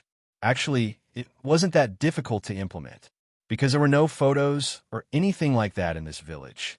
Some people may ask, what about electronic devices that can transmit or record images, like smartphones or something like that? Unfortunately, there was no such thing. The technological tree of the village of Heavenly Blessing was similar to the Germans in Steel Sky. It was hard to tell whether they were advanced or backward. It could only be said that they were a unique civilization born from a unique environment. Some people might ask, then wouldn't it be very difficult to identify the villagers? That was indeed the case, but that was not a problem. Before the invention of cameras and ID cards, human civilization had already started. After so many years, people had managed to survive. Of course, there were still many problems with Fong Bujue and Blade Runner's disguise. First, even though there were many different races in this village, Caucasians made up the majority, and these two Asians would easily attract attention. Secondly, there was height. The men in the village of Heavenly Blessing were normally no taller than 7 meters, and the two players were around 8 meters tall. Even if they purposely hunched their backs and shrunk their necks, they would still look very tall. Thirdly, according to Hank, there was no need to wear protective suits in the residential area, but if the two of them removed their protective suits, a strange man in a suit and a swordsman in a cloth shirt would definitely cause a commotion if they were spotted. However, Fong Bujue's idea was, as long as they were not exposed in a short amount of time, everything would be fine. After all, he had limited time to explore. After the guy called Doomsday Assault found the exit of the lab, he would at most last for another 2 hours before giving up. By then, even if he could hold on in terms of life points, he would not be able to hold on mentally. Therefore, the most important thing now was to sneak into the residential area. Creak! The sound of machinery came from afar. A lift carried a wheeled, disc-like device and 5 members in protective gear to the platform where Fong Bujue and the rest were. Scavenger team, number 24, right? The leader asked. He was holding a metal plate in his hand, and there was a stack of paper pinned to it. He was reading one of them. Naturally, there was no picture on the paper. It only recorded some basic information like the time when the team left the village, the password, the reason for departure, the coordinates of the destination, the number of people in the shark cabin, and their names. Yes, Hank replied. Since he was wearing protective gear, it was hard for the man to see his expression from the distance. Actually, the man was very nervous, and his face was covered in sweat. Why are there 2 people missing? The man asked as his eyes moved to Fong Bujue and Blade Runner. They're dead. When they were exploring the ruin of the outsider, they were killed by the monster. Fong Bujue volunteered to answer the man's question, and he purposely pretended to be sad. The man asked, "Did you bring the bodies back?" Fong Bujue shook his head. "No, it was not easy for the 3 of us to escape. Those monsters were too fierce, and we were unable to bring anything back." The man was silent for a few seconds. "What's your name?" "Jarvis," Fong Bujue replied. "This is Hank." He pointed. "And that is Joey." Fong Bujue had asked Hank for the names of the 5 members of the scavenger team, and he had asked him. Everyone in the village of Heavenly Blessing, no matter their skin color, used English names. Furthermore, the documents that these supply workers were holding only recorded their names. As for details like skin color and appearance, they did not have them. Okay, I understand now. The man sighed and made a few notes on the paper. Phew, another 2 deaths. This is such a bad day. Fong Bujua nodded. He could see that for these people, the death of 1 or 2 people when they returned from outside the village was nothing out of the ordinary. The man paused for a few seconds before saying, then, in terms of recovering items, there is 0, right?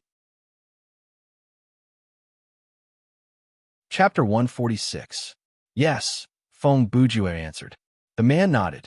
All right, that's all. Let's go to the filtration channel. After he said that, he called for the 4 people around him to bring the equipment for fuel replenishment and maintenance of the cabin. Hank led Fong Bujua and Blade Runner away from the platform.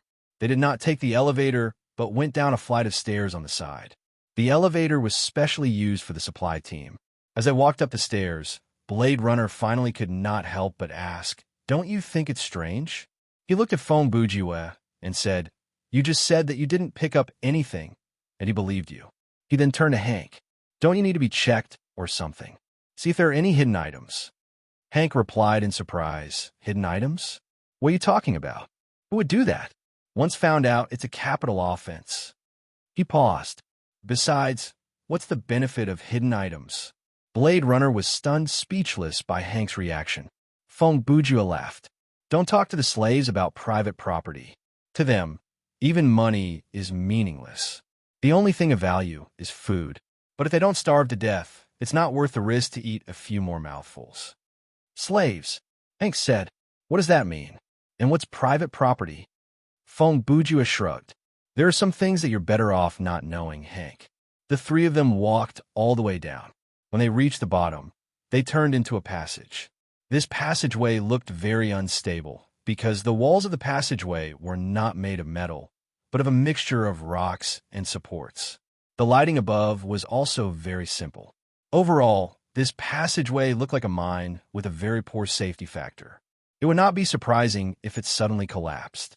After walking for about 300 meters, they came to a place that looked like a sentry post. It was a hexagonal metal sentry post with a window facing the outside. It looked like a toll booth on the side of the highway, but the shape was different. They stopped in front of the window. The staff sitting inside said in a formal tone, "Number, name, time of departure. Scavenger Squad, number 24. Hank, Javi, Joey," Hank replied. "They left the village this morning." The other party looked at the documents in his hand and then raised his eyes to look at the 3 people in front of him. "We lost 2 people?" "Yes," Fong Bujua replied. "What a pity," the man replied. "You didn't lose the locker room key, did you?" "No," Hank replied. Scavenger teams usually left the locker room key in the shark cabin, and no one would take it out with them. The man lifted his head to look at the time. The village of Heavenly Blessing had a day that was split into 10 periods, and there was a corresponding special clock. Then he scribbled something on the document and said, "Go in. Please make sure the dressing room is clean and tidy. When you're undergoing the filtering, make sure your body is still to prevent injury." When he said that, he was not paying attention.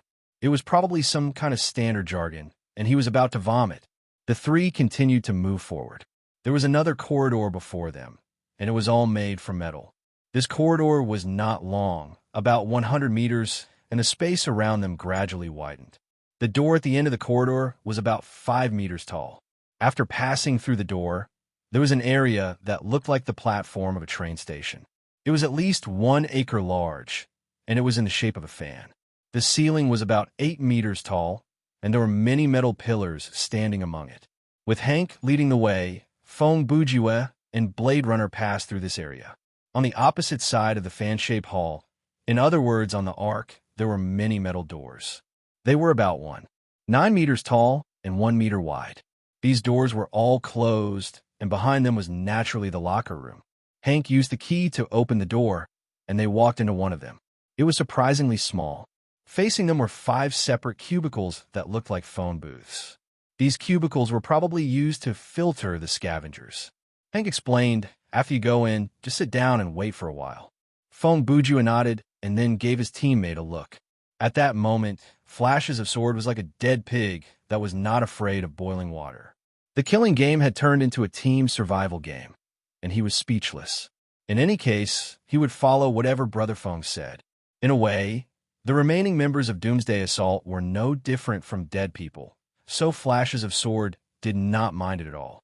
He originally thought that when Feng Bujiwe said, "Let's be a little more serious and finish off these two guys to show them what true strength is," he meant to have an earth-shattering battle, to show them who was better in terms of combat ability, to let them know that a real expert could even defeat a cheat.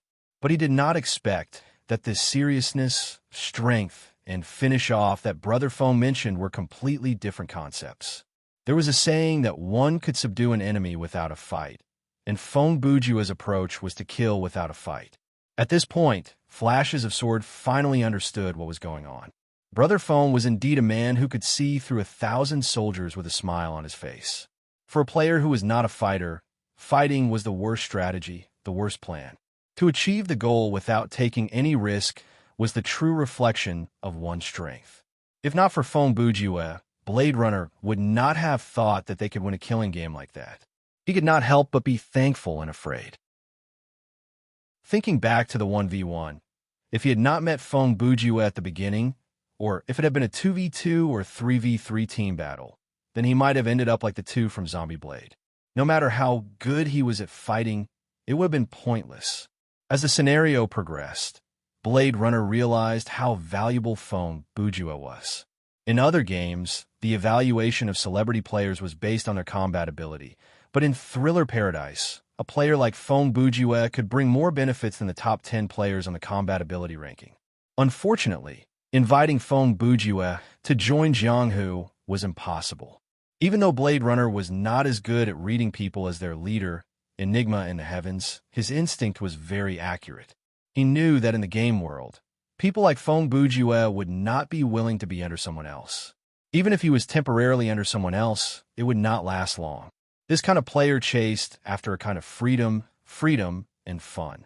The hardest thing was to be ordered around by others, but of course, they did not like to force others to do things. Blade Runner was actually this kind of person. Enigma in the Heavens and Bladeless Swordsman were his brothers in real life, and the three of them were the founders of Jianghu, so he was able to stay there. If he was asked to work at another studio, no matter how good the pay was, he would not do it. He would rather work alone. This was why Regulation had failed when they tried to poach Laughing Blade and Blade and take over Jianghu. Flashes of Sword appreciated players like Feng Bujiwe quite a bit. In fact, he felt like they were in the same boat. Even though it was impossible to invite him, he could still consider working with him. Child Jian had memorized the badge of Underworld Frontline. No matter the size of the guild, with a player like Brother Feng around, it would not be an organization that was made up of idiots. Even if they were not on friendly terms, they had to try their best to avoid any conflict. In any case, it was best not to make an enemy out of someone like Feng Bujiwe if the situation permitted it. The three of them walked into a cubicle each. There was only one chair in each cubicle. When they sat down, what happened next was very bad. Feng Bujiwe's chair slowly sank. When it reached the bottom of the floor, it slowly moved forward. He felt like he was sitting on a conveyor belt in a car wash. Even though it was dark, his body could feel the water and air flow. Instead of saying that it was disinfecting people, it was more like using them as clothes hangers to clean the protective clothing. Fortunately, the process was not long, and it was not painful. In less than a minute, the filtration was over.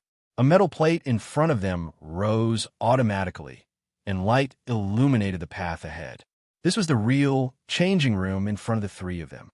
Feng Bujiwe got up and walked out. The metal plate behind him fell again. The room they were in was about 20 square meters. There was a row of lockers by the wall, and there was a long bench fixed to the floor in the middle of the room. The four walls were made of metal, and there was plenty of light coming from the ceiling. Hank and Flashes of Sword arrived at the same time. Hank said, "There are clothes inside the storage cupboard that you can change into. Take off the protective gear and leave it there." He had no idea that the two players would not be able to change their clothes inside the scenario. They could put on the protective clothing because the protective clothing was defined as a plot item. It was worn outside of the player's actual clothing. When they put on the protective clothing, the player's actual clothing would not change. However, The clothes inside the lockers could not be changed. Feng Bujue did not say anything. He walked forward and opened one of 5 lockers. As he expected, the lockers were not locked. Then he realized that everyone's clothes were of the same style. Blade Runner also opened one of the lockers. When he took the clothes, he said, "This is the first time I've found clothing inside the scenario." He smiled. If this was still the clothes beta, wearing these 2 outfits would definitely make you look like a god. Unfortunately, this is not the clothes beta anymore. Feng Bujue sighed. This kind of clothing is not that pretty. Even if we bring it out of the scenario, it probably won't sell for much. He was right.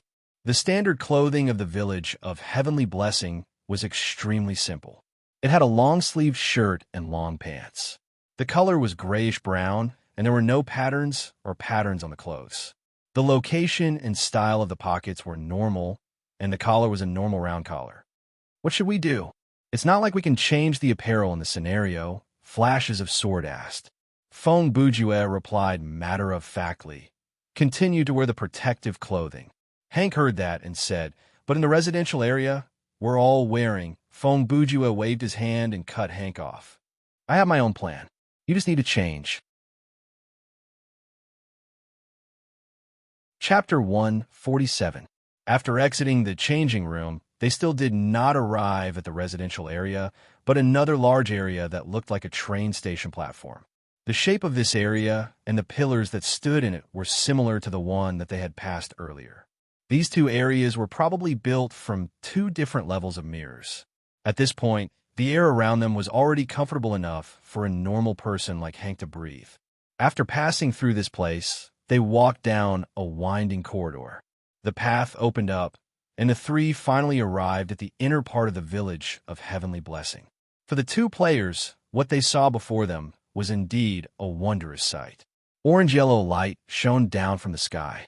Looking up, one could see layers upon layers of cloud-like vegetation forming the sky. The height of the vegetation could be estimated by looking at it. It was roughly the distance from the underground to the top of the canyon. The sunlight did not seep in through the gaps in the vegetation, but filtered through the vegetation. This layer of vegetation was like the ozone layer that was unique to the village of Heavenly Blessing. Of course, what they saw was no longer a natural product. This layer of vegetation had been modified multiple times by the people who lived there over the past several centuries. This layer of protection was the lifeblood of the village, so it had to be stable and safe. As they walked forward, they could see the neatly arranged roads and the low buildings that looked the same. There were not many people on the street, and they were all wearing the same clothes. The men's clothes were similar to the ones that Hank was wearing, and the women's clothes were similar in style, but the color was brighter. By then, Feng Bujue and Blade Runner had already removed the helmets of their protective suits and left them inside the changing room. They tightened the necklines of their protective suits and turned them inwards to ensure that the clothes they wore inside were not exposed. Even so, they were still quite conspicuous. To give a more vivid example, 2 fifth-grade students came to a first-grade classroom. They were wearing different school uniforms, and they were taller, but they were still wearing their school uniforms, and they didn't dress up like Conan to go to school. Therefore, the villagers only looked at them curiously and did not scream or attack them with hose. The person who designed this city sure has bad taste. Even robots would not live in a place like this, Blade Runner commented. Huh, what did you think this place would look like? Feng Bujue asked. When he said village, I thought it was a place like the Shire. Blade Runner said, I didn't expect it to be like this. It's like a formatted slum. He sneered. The real slums are better than this. At least the buildings and people there are. He couldn't think of a word to use. Feng Bujue continued. She is character. Yes, personality. Blade Runner said, look at these guys. They live in the same house, wear the same clothes, and use the same things. Honestly, aren't you guys afraid of getting lost? He turned to ask Hank. Hank replied, every road has a number. It's easy to find. Blade Runner shook his head and sighed. All right, at least they still have freedom in terms of hairstyle. The leader didn't arrange for all of them to have their heads shaved bald. Only the cadres are allowed to keep their hair, Feng Bujua said.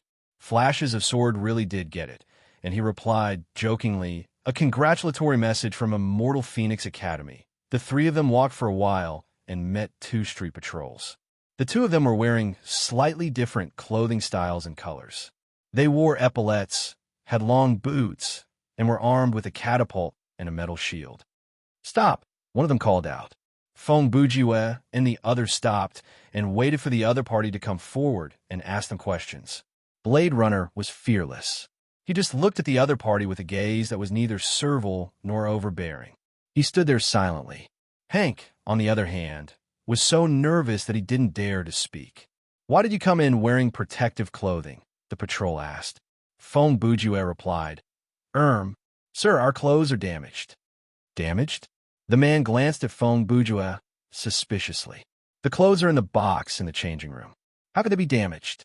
Sir, they were accidentally caught by the metal door of the filter layer, Feng Bujue replied. Oh, the man replied skeptically. After a few seconds, he said, then go to the supply department and get a new set as soon as possible. Understood.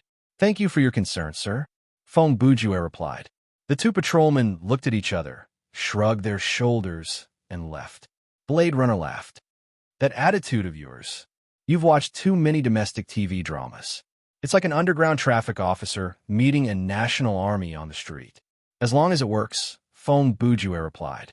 Hank looked suspicious. That's strange. They actually believed it. How could the clothes be caught by the metal door of the filter layer? We filtered the layer first and then changed our clothes. If they were caught, they should have caught the protective clothing, right? Yeah, but how did they know?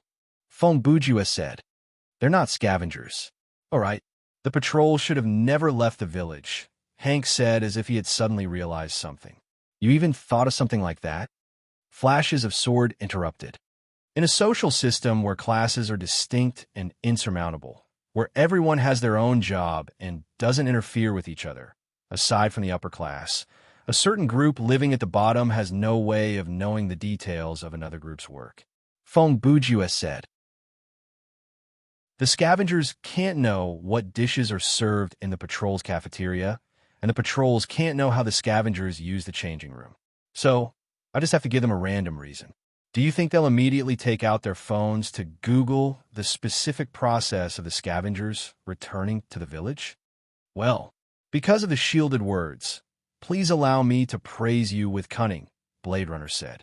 In his heart, he was actually using the word despicable to describe it. Well, Hank, you see, there's nothing to worry about. We can handle it very well. Feng Bujue turned to Hank and said, Now, before you report to your superiors, take us to visit your village. But according to the rules, once the scavengers return to the village, they have to. Hank's words were naturally interrupted by Feng Bujue. You've already brought two outsiders into the village. Why do you still care about the rules? Feng Bujue said, If you go to report now, the two of us definitely can't follow, because your superiors will know that we're not scavengers. We don't have time to wait for you to report to your superiors before we act. Besides, I don't feel comfortable letting you act alone. If you betray us or reveal a flaw, then the thing that no one wants to see will happen, a battle.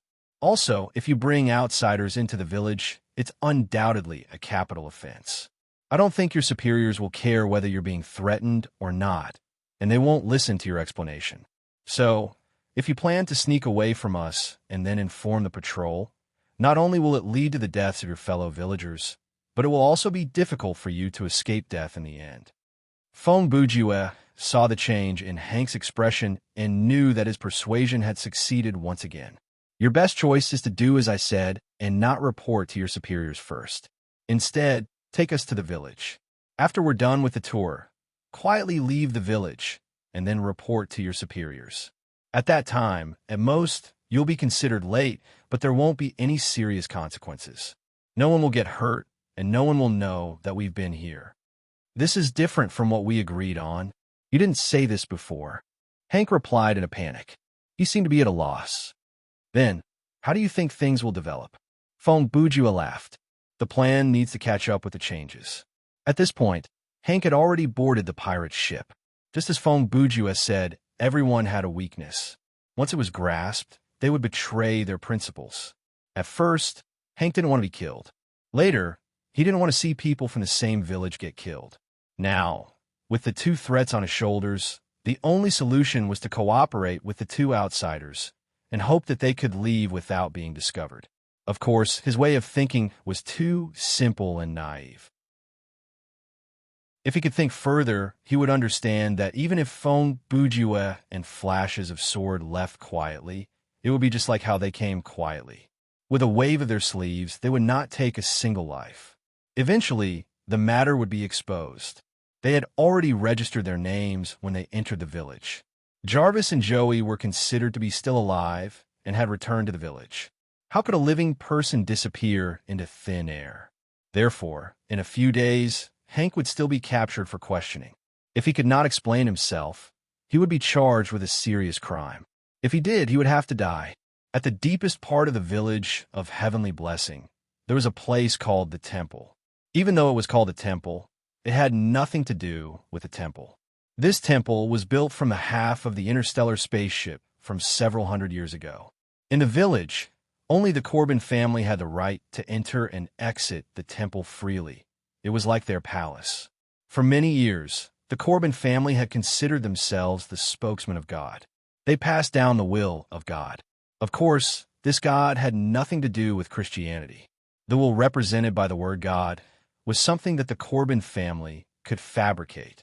If they wanted to kill someone, they would say that it was God who wanted them dead. If they wanted to kill a group of people, they would say that they were all heretics. If they wanted people to submit to them, they would use God's name to give them orders. If they wanted other people's property, wives and daughters, they could come up with a reason to do so. In conclusion, the Corbin family's words were like God's decree, and those who disobeyed them would be going against God. They would not care about the lives of the villagers. Of course, religious lies would not last that long. The real thing that the Corbin family had was knowledge. The information left on the interstellar spaceship was monopolized by them, and they only shared it with a small group of useful people, the priests of the village. That way, when they wanted to, they could perform some miracle to instill fear and trust in the ignorant people. This was why the citizens of the village of Heavenly Blessing were clueless about biology, medicine, and astronomy. Biology made people question the Creator. Medicine made people recognize death. And the Astronomical Society exposed countless religious lies and shattered people's illusions. Knowledge changed fate, and technology changed lives. However, the Corbin family did not wish to see fate change. No autocratic person or interest group would want to see the good situation before them changed, so they had to learn how to control it. As the saying went, the people are the hardest to control, but they are the most intelligent. The Village of Heavenly Blessing's policy of blinding the people was brilliant. The Corbin family did not completely cut off all knowledge from the villagers under their rule. They allowed the people to learn some of it, like farming, metallurgy, architecture, and so on. At the same time, they brainwashed them with religious propaganda to make them believe in the existence of God and not dare to do anything beyond that. As a result, such a unique and deformed civilization was born. Your Corbin was the current son of God of the Village of Heavenly Blessing. He was the village elder, mayor, chief, president, and king. His ancestors were greedy and cunning, but they had great foresight. After they seized power, they took over the interstellar spaceship and came up with this plan to rule the village, creating the good situation that he had today. From a short conversation with Hank, Fong Bujue had a general understanding of the social structure of the Village of Heavenly Blessing. That was why he was so confident that this scenario was just a sci-fi setting. What son of God? That was an old trick from 1,000 years ago. The dictators of the 20th century were already too lazy to associate themselves with the gods. At most, they would call themselves generals who had never fought in wars, or professors who had never read books, and so on. Calling themselves the godson, son, or second son of God was not something that anyone with a bit of intelligence would do. When Hank led the two uninvited guests deeper into the village, it was time for Corbin to have his afternoon tea. Corbin's life was very regular. He would have 3 full meals a day and 2 full drinks. He would have tea and snacks in the afternoon, and he would sleep at 9 p.m. Basically, he would have a different girl to accompany him every night. Some might wonder how he could do that when there were only a few thousand people in the village. Could it be that he had slept with all the women in the village? In fact, it could be said that he had slept with anyone who was slightly prettier. Why was that? This story had to be traced back to the 13th century. At the time, the European nobles had something called right of virginity. In other words, the daughter of a tenant farmer had to be tasted by the local nobles the day before she was married. In the village of Heavenly Blessing, this bad habit had been revived, but it was not as explicit. According to the legend, they would be sent to the temple to be baptized by the Son of God. The days would vary. If he was not satisfied, he would send them away, and if he was not satisfied, he would keep them for a few more days. The Corbin family had continued this practice for many years, and it led to another problem. Their descendants were all over the village. Normally, the head of the family would choose the most favored woman to be his wife. So in name, there was only one Son of God. His siblings were the family members, and the second generation was relegated to the role of priest. But in reality, it was hard to tell how many people in the village were related to Corbin. Over the centuries, it was unavoidable for close relatives to run into each other. Even though there were exceptions, statistically speaking, it was normal for the genes of the descendants to deteriorate. Sports ability, physical fitness, low intelligence, high incidence of congenital diseases. These were all conditions that could not be reversed. However, the village's medical knowledge was lacking, and only the temple had a few doctors. In the end, the villagers were all small and naive. The population did not increase because the mortality rate was too high. The decline and extinction of the village of Heavenly Blessing was only a matter of time. However, there might be a chance because today a man by the name of Fong Bujue had entered the village. Chapter 148. The three hurried into the village. Along the way, Fong Bujue kept asking Hank about the village of Heavenly Blessing while Blade Runner listened to him silently. Hank was not a tour guide, so he could not introduce the culture of the village in a very organized way. But Fong Bujue was very good at asking questions. He cleverly led Hank to give him some useful information that was more detailed. The residential area of the village of Heavenly Blessing was roughly split into 4 zones. The outermost zone closest to the exit was the first zone, which was considered the slum. Hank's home was there. His only family was his mother, who was over 50. She worked in the laundry room. She worked for 10 hours a day, and she only had 1 day off every week. The pay was pitiful. Hank earned a little more from his job as a scavenger, but every time he went out, there was a chance that he would never come back. His father and brothers were all scavengers, and they all ended up dying unnatural deaths. The scavenger's job was to search for useful resources in the harsh environment of the old earth. Exploring an ancient ruin was not a common mission. Normally, the thing they did most of the time was to collect and transport the natural resources that grew outside the village of Heavenly Blessing. They were mainly ores, plants, and water sources that were within a manageable range. With an invention like the anti-gravity gun, this job did not require much manpower. The scavengers just needed to pack up the things, lift them up, and return to the shark cabin to put them down. It did not look like a difficult job, but it was actually very dangerous. On the old Earth, even in the desert with endless black storms, there were a small number of ferocious animals, and the jungles, swamps, and coastal areas were overrun by mutated creatures. For humans, both the environment and the creatures were fatal threats. Those who stayed at the outskirts were mostly families like Hank's. The villagers there only received 3 years of education. The first 2 years taught them basic mathematics and how to read, and the third year taught them some knowledge related to work. From the age of 10, they had to learn how to survive with their own labor. They spent their whole life doing simple and heavy manual labor or dangerous jobs. However, as long as they obeyed the rules and completed their jobs, they would be able to fill their stomachs. After passing through the first area, the second area was the largest agricultural area with a medium population. The roads and houses here were different from those in the periphery. The main crops in the fields looked like corn, but the leaves were not green. Instead, they were golden and rippled. There were also some tubers growing in the soil. The leaves that were exposed were coffee-colored, and one could smell their fragrance from afar. Fong Bujue asked Hank what these were, and Hank's answer was sweet rice and sweet fruits. These two were the staple foods on the villagers' table. These two crops should have been created and named by the previous villagers of the village of Heavenly Blessing.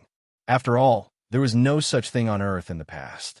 The people living in the farming district had a slightly better life than the first district. The living environment was more comfortable, and the color of their clothing was also different. Every family had a piece of land that they were responsible for farming, and the crop yield was strictly monitored. All of it had to be handed over to the village, and not a single grain of rice could be left for their own family. The family income was based on the amount of food that was handed over. Relatively speaking, their lives were not too risky, and the ratio of labor to rest was not inhumane. Moreover, the residents of the farming district had the opportunity to receive further education. If there were 2 or more children in the family, they could choose one of the more talented children to continue their studies and receive higher education. If they succeeded, they would have the opportunity to enter the 3rd district.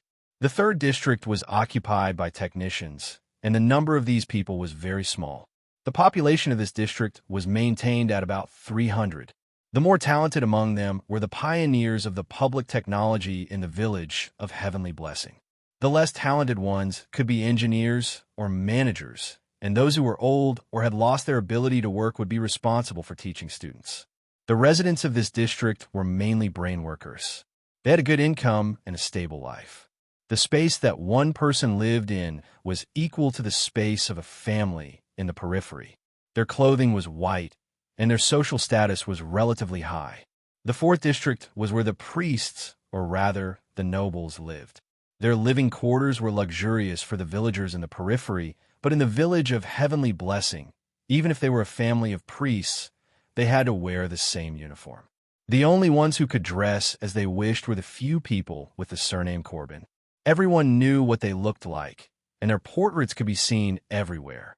The children had to learn about the heroic deeds of the Corbin family members from a young age and learn to sing their praises. The priests did not have to do anything, and they already had a good life. Their dining table was usually filled with food that the scavengers had traded their lives for. That was something that normal villagers would not be able to enjoy in their lifetime. The water that they used was directly drinkable, but the water that the villagers used was filtered from the polluted water that was brought back from outside the village. The responsibility of the priests was to protect the gods' children and the Corbin family's rule. No matter how talented their children were, they had the right and responsibility to receive the most complete education. They had to learn as much as they could, and the smarter ones would be able to share some secrets that only the Corbin family knew.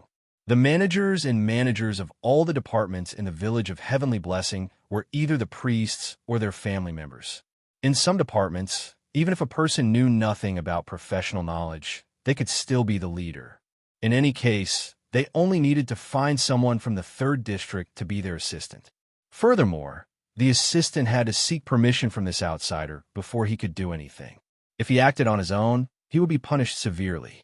After passing through these 4 districts, they would reach the deepest part of the village, the temple. The first 3 districts had patrols on the streets.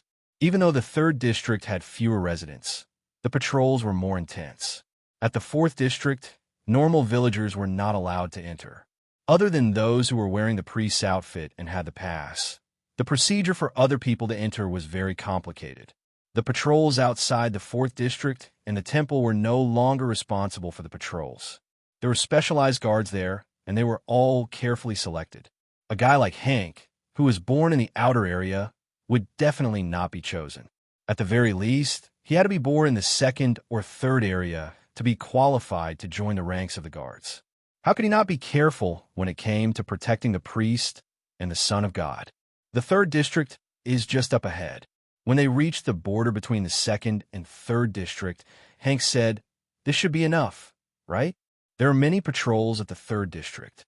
If we get interrogated, keep moving, Fong Bujue said firmly. Along the way, they had been interrogated by many patrols. Fong Bujue used the same excuse to fool them, but Hank always looked worried. "Hey, Hank, is that you?" Suddenly, a woman's voice called out to Hank. Chapter 149. Ms. Lee. "Hi." "Hello." Hank stammered as he recognized the woman immediately after turning around to look at her. "I've told you many times, Hank. Just call me Lee." The woman looked to be about the same age as Hank, but she was shorter than him. She was dressed in white, which meant that she was a resident of the 3rd District. "Are these two your friends?" "Yeah." "Why are they wearing protective suits?" Emily asked curiously. "Miss Lee." Hank's expression was tense, and sweat trickled down his temples. He mustered his courage and said before Fong Bujue could speak, "My friend and I have something to do, so we're not free now. Please forgive us. When we're done, we'll come back to apologize to you." He continued to walk forward. "Something to do?" Emily looked at Hank in confusion. "To the 3rd District?" Her gaze quickly fell on Fong Bujue and Blade Runner. "Why aren't you guys changing out of your protective suits?"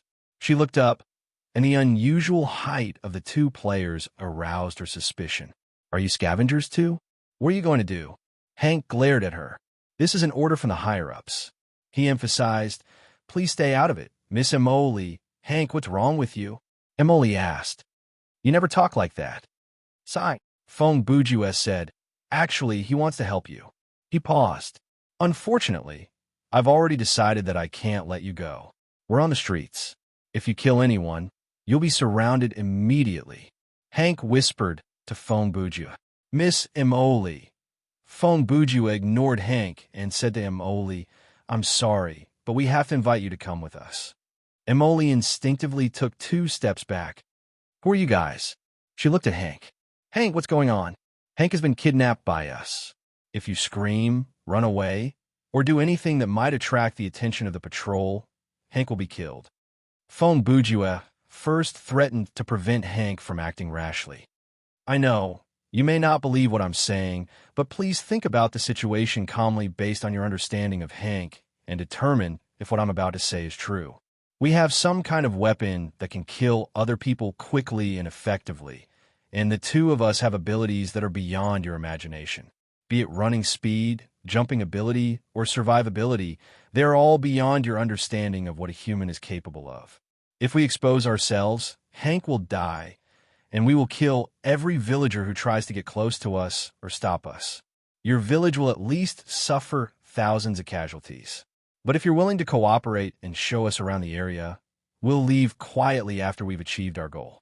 Now, you can choose to cooperate with us or start yelling." 5 minutes later, in the 3rd zone. "I can't believe you brought outsiders into the village," Emily whispered to Hank in a complaining tone. Hank walked beside her and replied softly, "I was kidnapped, just like the situation we're in now." "What do you mean we're in? From now on, I'm drawing a line with you," Emily said unhappily. Emily answered in displeasure, "I should have listened to my family and stopped interacting with the people from the 1st District." Sigh. Hank opened his mouth to say something, but in the end, he did not say anything.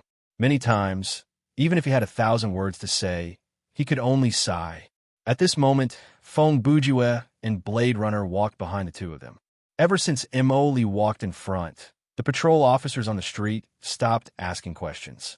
It seemed that having a resident from the 3rd zone to lead the way was indeed useful. "Don't worry, Madam Emily. You just need to follow us to the junction between the 3rd and 4th zones," Fong Bujue said. "After that, you can leave." Emily was obviously stunned. "You want to enter the 4th zone?" She quickly asked, "What about Hank? Will you let him go too?" "I'm afraid not, and I can't," Fong Bujue replied.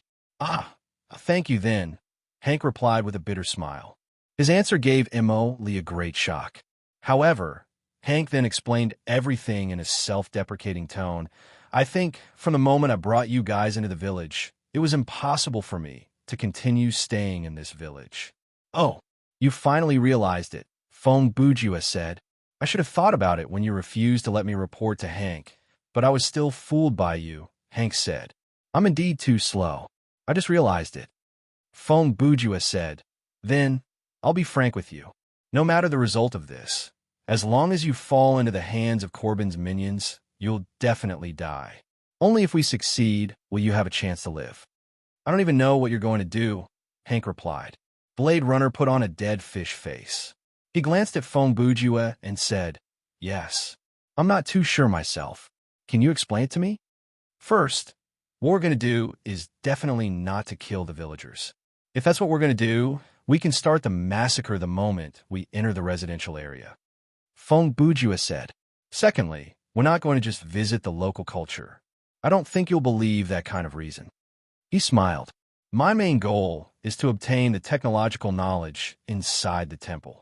My secondary goal is to change the social system of this village. What kind of technology are you talking about? There's no technological knowledge in the temple at all. Only a small number of priests have the right to learn the scriptures passed down by the gods. And Mo Li interjected. That's nonsense. It's a lie that you've been fed since you were young. Fong Bujua said. The Corbin family merely monopolizes the knowledge that you're not familiar with. They forbid you from coming into contact with that knowledge, so they can use religious lies to enslave you. He sighed compassionately. Ignorance and panic are two beasts that live in the hearts of human beings and remain hungry forever. Only civilization can defeat them, and they are guarding the ladder of human progress and devouring the pioneers. 1,000 years ago, people burned innocent women as witches just so they could have a good night's sleep or have a good harvest next year. 500 years ago, people took Darwin's theory out of context, shouted we are not monkeys, and banned the teaching of evolution in schools. I don't think there is much difference between these people and monkeys. But 200 years ago, the Corbin family held the flame of knowledge firmly in their hands. They kept you people who lived in the dark and cold, fearful and ignorant, so that they could rule and enslave you for a long time. I don't believe your nonsense. The priests have already warned us that the outsiders are all demons who are full of lies. Don't you dare use those blasphemous words to twist my faith, Molly replied. They're just making sure that when you meet someone who knows the truth, you won't be influenced by those words. Fong Bujua chuckled coldly. They even ordered you to kill the outsiders unconditionally, didn't they? Just give up. You're dead meat if you run into the guards. Their equipment is different from the patrols. They'll kill anyone who tries to trespass into the fourth zone, whether you have a hostage or not. Molly refused to fall for Fong Bujua's trick. As long as you promise to let me and Hank go, I could try to get you out of the village. You're better at negotiating than Hank, Fong Bujua said. Unfortunately, our goal won't change. He chuckled. Furthermore, Hank won't side with the Corbin family anymore, right, buddy? Molly turned to look at Hank in shock. The latter was unprecedentedly calm. I'm sorry, Miss Molly. There's only one way out for me, and that's to work with them. There's no turning back. Hank, Molly murmured, have you been bewitched by the evil witchcraft of these two outsiders? No, I'm very clear-headed. I've never been so clear-headed before. Hank replied, even though these two outsiders have repeatedly threatened to kill me, at least they didn't try to manipulate my thoughts with the words of God. He said firmly, if everything the Son of God told us is true, then I'm a sinner who's helping the outsiders and trying to overthrow God. I don't know what the outcome will be, but the worst that can happen is death. What would it have been if I had killed these two strangers with my own hands? Will the priests let me go? I'll still be punished and sentenced to death. Instead of dying like that, I'd rather fight. For some reason, Blade Runner smiled. Well said, Hank. Go on. Hank continued. But what if these two outsiders are right? What if the so-called Son of God and the priests are all lies? Do you know what you're talking about? Hank, how can this? Molly wanted to interrupt him. However, Hank asked, why is it impossible? He turned to look at Molly. When I was born, I was told that I'm a citizen of God and that I have to follow the orders of the Corbin family and the priests. If I go against their orders, I'll be going against God's will and I'll be punished. My father and brother risked their lives to work and labor, but they could barely make a living. The priests, on the other hand, lived a luxurious life, but they didn't have to do anything. I could only learn what they wanted me to learn, say what they allowed me to say, do what they ordered me to do, and sing their praises and worship them. If this is God's will, then a God like this is not worthy of my sacrifice, because he obviously doesn't want to repay us believers. He only treats us like slaves, and only the Corbin family and the priests are humans. Molly looked at Hank in shock. You've lost your mind, perhaps. Hank said, but I feel great. I've never felt better. For the first time, I feel like I'm in control of my own fate. Even if the price for this feeling is death, I won't regret it. This feeling is called freedom. Fong Bujue said, when the shackles they've placed on your mind are broken, regardless of whether you're in prison or dying, at least from this moment onwards, you'll be free. As long as you're still breathing, no one will be able to take away your freedom again. Fong Bujue said in a persuasive tone, as long as you help us overthrow the Corbin family and the priests' monopoly on knowledge and expose their lies. Hank, not only will you live, you'll become a hero. All of your people, including Miss Molly, will be able to taste freedom. Chapter 150. 10 minutes later, the four of them arrived at the boundary between the fourth and third zones. This place was obviously different from the previous zones. There was a tall and sturdy metal wall separating the two zones, and every entrance on the wall was guarded by guards. The weapons in the guards' hands were the same as the patrolmen's anti-gravity guns, but the shields they used were different.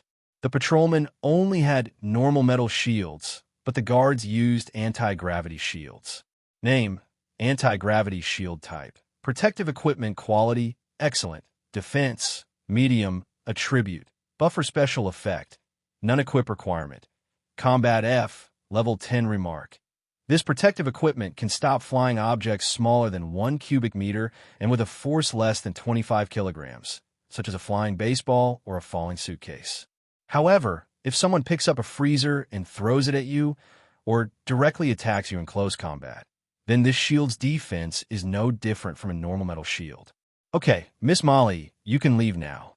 When they were only one street away from the wall, Fong Bujue suddenly stopped and said, for your safety, it's better for you to stay away from here. Although Emily had stopped in her tracks, she did not give up. She still tried to persuade Hank to turn back. Hank, you have to think carefully. What he said, Darwin, the theory of evolution, freedom, they're all crazy things that you've never heard of before. Maybe that's just the evil beliefs of those heathens. You've been bewitched by them. Thank you for your concern, Miss Molly, Hank replied. If I don't return, please help me say sorry to my mother. Molly stood rooted to the ground, watching Hank turn and leave, speechless. The three of them did not communicate with her anymore. They strode toward the entrance of the wall. As they walked, Fong Bujue and flashes of sword yanked off the protective gear that they were wearing and tossed it away.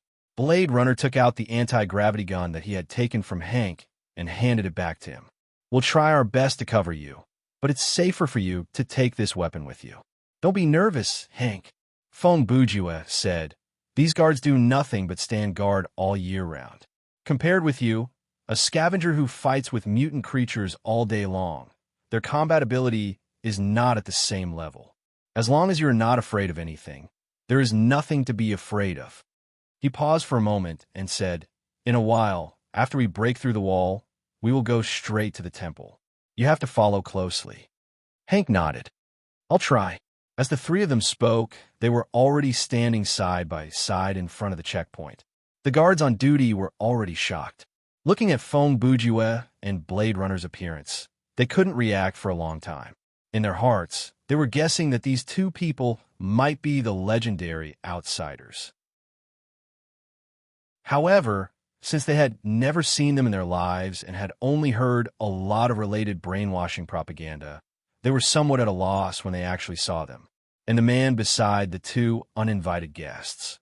Although from his attire, he seemed to be from the same village as the first district, but he was holding a catapult in his hand, and his expression was one of desperation. Could it be that this guy wanted to use force to barge into the priest's residence? The guards were dumbfounded.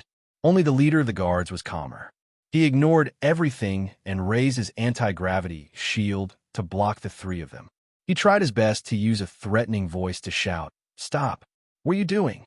He glared at Feng Bujue and Blade Runner.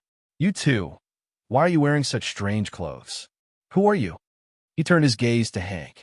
"And you? What are you doing with your weapon?" The three of them did not speak. They were silent. Several seconds later, Hank laughed. "If this was yesterday, even if I didn't do anything, as long as a patrol officer stopped me for questioning, I would have been so nervous that I would have trembled." He shook his head with a smile. "But now, facing a guard captain, I don't think it's a big deal." "Ha! I'm starting to understand. So, this is what Corbin did to us. You dare call the Son of God by his name?" The guard captain looked at Hank in shock. "If I still see him as the Son of God, naturally, I wouldn't dare call him by his name." Hank said, "But if I see him as a pile of sh*t, I can call him whatever I want." "What did you say? You blasphemer!" The guard captain roared. "Take him down." The 7 or 8 guards around him rushed forward. At that moment, Blade Runner made his move. In less than 10 seconds, with the sound of punches landing on flesh and a few grunts, the guards were all taken down. They were either knocked unconscious or moaning on the ground, unable to get up. Blade Runner did not even use his sword. 1, he did not want to kill the innocent, and 2, with his skill, he could deal with these people with his bare hands. "Oh, that's impressive. He can do this without using any skill," Feng Bujue commented. "It's because they're too weak," Blade Runner replied. "Their physical fitness and reflexes are weaker than a normal person's. From a gaming perspective, they're 30% weaker than a level 1 player. I'm a level 17 professional player. This level of fighting is not worthy of praise." After all, Hank and the guard captain could not understand what they were saying, so the two players did not hold back when they spoke. At that moment, the guard captain was so scared that he could not move. From his perspective, he felt like he was being attacked by aliens. Actually, these guards did not have much to do on a normal day. In a small country like the village of Heavenly Blessing, where the law was strict, there were very few criminals, and there were not many people who dared to overthrow the rule of the upper class in the past few hundred years. Furthermore, the law and order were mostly managed by the patrols. The guards were only responsible for the priests and the Corbin family's home. In other words, the guards' actual combat experience was close to zero. They had never even met a commoner who dared to spit on the ground near the wall. Today, they suddenly met 3 people who came to break through the barrier and beat them up within 10 seconds. It was normal for the captain to have such a reaction. "Toss the catapult away," Feng Bujue ordered as he walked to the guard captain. The guard captain swallowed his saliva and wisely chose to do as he was told. He gently tossed the catapult in his hand to the side. Feng Bujue looked at the guard captain's pale face and patted him on his shoulder with a smile. "Why are you so serious? Smile." Facing the threat before him, the guard captain forced a smile that did not reach his eyes. The 3 continued to move forward calmly. They brushed past the guard captain, passed through the checkpoint, and headed toward the 4th zone on the other side of the wall. The guard captain stood there dumbfounded. About 10 seconds later, he knelt on the ground and started to breathe heavily like he was having an asthma attack. On the streets of the 3rd zone, many citizens soon gathered to discuss what had happened. Even though there were a few witnesses who had seen everything that had happened, they had no idea what had happened. 2 minutes later, the guard captain jumped up like he had just woken up from a dream. He screamed in panic, "Outsiders! Outsiders have invaded!" Chapter 151. The difficulty of passing through the 4th zone was much lower than Hank had expected. They did not run into any real resistance. Even Feng Bujue and Blade Runner did not expect it to be so easy. There were not that many residents in the 4th zone of the village of Heavenly Blessing. There were only a few hundred of them. Every single one of them cherished their lives. Once the alarm went off, they all went into hiding. There were only about 100 guards. 60% of them were stationed at the various outposts and checkpoints. Only a small number of them were patrolling the area. Even though the communication between the guards was unimpeded, they did not have the ability to organize any effective interception. There were so few of them, and they did not have a quick response team. Facing Feng Bujue's group, who moved so fast and were as powerful as monsters, the scattered interception was practically useless. Ko Ben, who stayed at the temple, received the news of the intruders at first notice, and it was he who gave the order to sound the alarm. If Feng Bujue's group had 300 people instead of 3, Ko Ben would have surrendered already. However, at that moment, he was not that worried. After all, he had the power of God. If these 3 intruders dared to enter the temple, they would not be able to return alive. In less than 10 minutes, the 3 arrived at a location less than 1 kilometer away from the temple. This half of the spaceship had been modified beyond recognition. It had been turned into a giant palace, but the original outline was still there. At this distance, Feng Bujue finally saw something. I was wondering what this temple you were talking about was. So it is just a spaceship. Feng Bujue smiled. Then, the last few questions have been answered. A spaceship. Hank was confused. What is that? Oh, right, you don't have that concept. Feng Bujue explained. To put it simply, it is a giant shark tank that can fly into space. I see. Corbin told us that the temple is a creation of God, and only the Son of God can reside in it. Those who enter the temple without permission will be cursed to death, Hank said. Feng Bujue had already figured out the cause and effect. He explained, let's not delve too deeply into the nonsense of gods and curses. According to my speculation, this spaceship should be built by ancient humans who are now known as outsiders hundreds of years ago. I don't know what happened to your Earth, but it's nothing more than environmental reasons or war. Humans had no choice but to migrate to space, and some people stayed behind for various reasons. Your ancestors were the ones who couldn't leave. He licked his lips. Maybe they were on this spaceship and it crashed here because of a malfunction. Or maybe they found the wreckage of this spaceship and settled down here. As for the version of history that the Corbin family told you after they took over the throne, I have no idea. In any case, religious stories are all the same, shamelessly bullshitting and blaming everything on God. Brother Feng, if you say something like that outside the game, you'll offend many people, Blade Runner said. Those who are offended by me can find a corner to kneel down and pray to their God to strike me down with lightning, Feng Bujue said. As the 3 chatted, they arrived before the temple. At the entrance of the temple, about 40 guards were standing in a row, ready to face the enemy. They raised their gravity shields and formed a human wall. In front of the anti-gravity catapults in their hands, metal cannonballs were suspended and aimed at the target. This is rare. I have an AoE skill that I haven't had the chance to use. Now is a good time to try it out. Blade Runner smiled. Blade Master Storm? Feng Bujue asked immediately. Air. No, Blade Runner answered. Oh, then whatever. Feng Bujue's expression showed that he had lost interest in the skill. Name, 1 sword style, adversity bird skill card property. Active, disappears after 1 use skill type. Martial arts effect. A long-distance slash with 1 arm, creating a wave of swords to attack AoE targets. The skill is powerful and has medium speed, can only be activated when using a sword-type weapon. Consumption. 300 stamina points learning requirement. Martial Arts D. Level 15 and above remark. This skill was created by a famous 3-sword-style swordsman who was born on Singles Day. Many years later, it seems like this guy was just giving his long-distance slash a random name. The guards did not waste any more time with the intruders. When the 3 of them were about 50 meters away from them, under the command of one of the guards, they fired their guns at the same time. More than 10 metal pieces flew at them like cannonballs, and Blade Runner responded with his own skill. He swung his arm in a diagonal slash, and a visible sword chi surged out, sweeping forward. Those metal pieces that were shot at him were bounced back in midair as if they had hit a wall of chi. The sword wave did not slow down in the slightest, and in an instant, it pounced on the battle line formed by the guards. I don't even have a chance to perform anymore. Feng Bujue grumbled as he led the way into the temple. The interior of the temple was no different from a normal duplex mansion.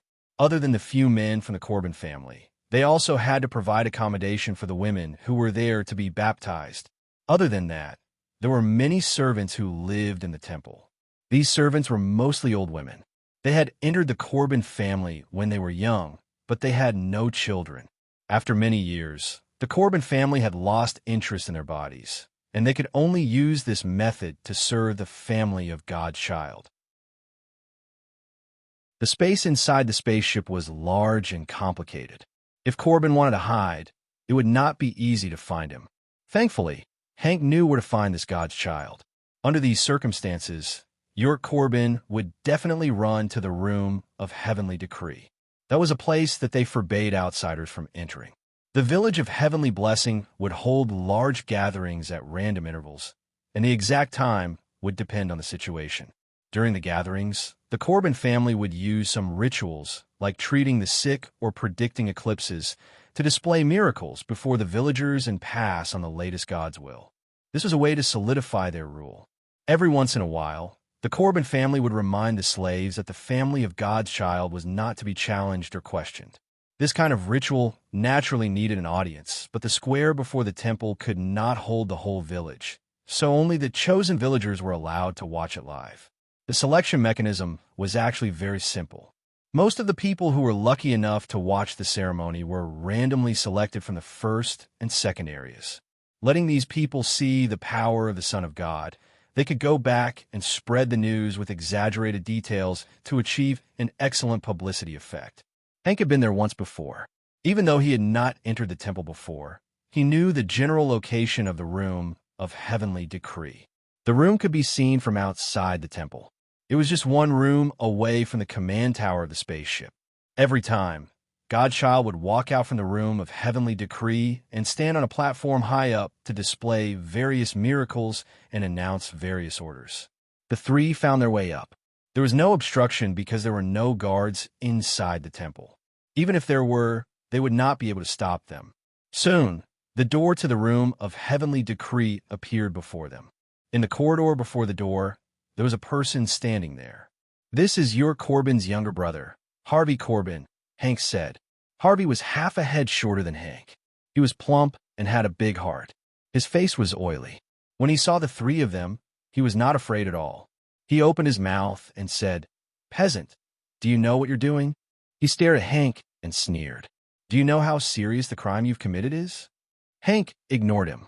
He raised the gun and fired the bullets that he had prepared. The metal piece the size of a basketball flew at Harvey, but he did not dodge.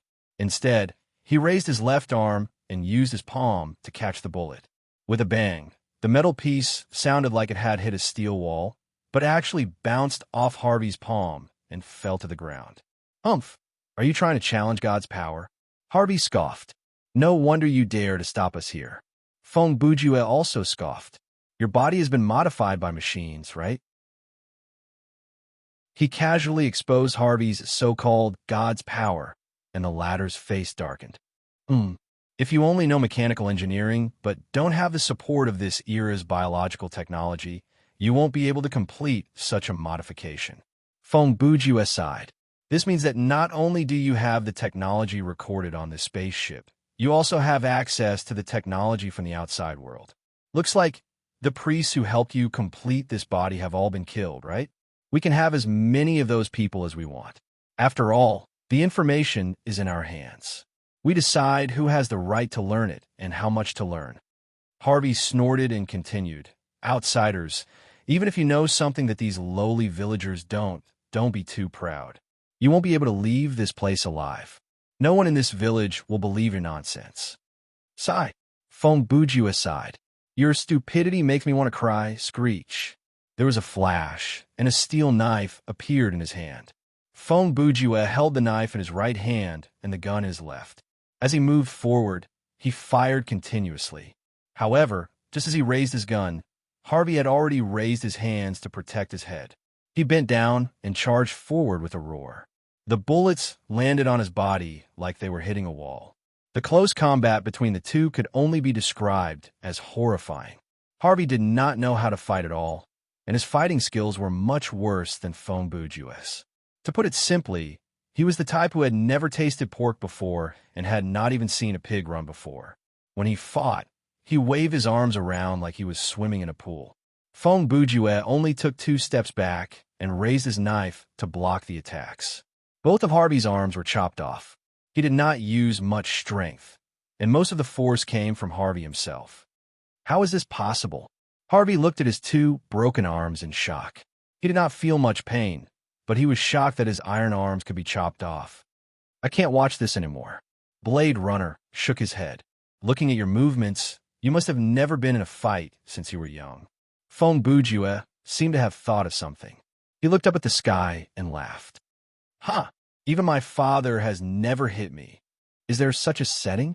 Blade Runner also laughed. Famous lines are ruined by people like you who use them at inappropriate times. Feng Bujue put away his gun and approached Harvey with a steel knife. All right, let us see how your divine power works. Because Harvey had lost his arms and was too fat, he only took a few steps back before he lost his balance and fell to the ground. What are you doing? Feng Bujue ignored him and said, Earlier, when I raised my gun, you raised your hand to defend yourself. This means that you know what a gun is.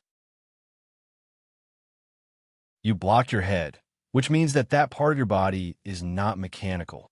Then, he stabbed the knife into the man's thigh. The effect of robots must die was also effective on these creatures whose bodies have been modified by machines. With the additional power, it was not difficult to pierce through the man's defense. Your limbs seem to have been completely modified. You can't feel any pain, right? Feng Bujue pulled out the knife and stabbed it into the man's chest. Harvey sucked in a cold breath. After the knife entered his chest, he still did not die, but his breathing was affected, and he could not speak. As I expected, the heart and lungs have been modified as well. Feng Bujue said, You are a member of the Corbin family after all. Even if there is a major disaster that causes problems with the air filtration in the village, you do not need to worry, because you can survive in the atmosphere without the need for protective gear. Then, he stepped on Harvey's round beer belly. This time, the man showed obvious pain. Humph! Your digestive system has not been modified, right? No wonder. If it had been modified, you would have an 8-pack. Feng Bujue laughed. I believe the reproductive system has not been modified as well. Because it is related to pleasure, you are unwilling to give it up. He moved the tip of the knife to the man's stomach. Even though Harvey could not make any loud noises, he still tried his best to scream. He shook his head madly like he was begging Feng Bujue not to kill him. Don't worry, I'm just kidding. As Feng Bujue spoke, he put the knife away.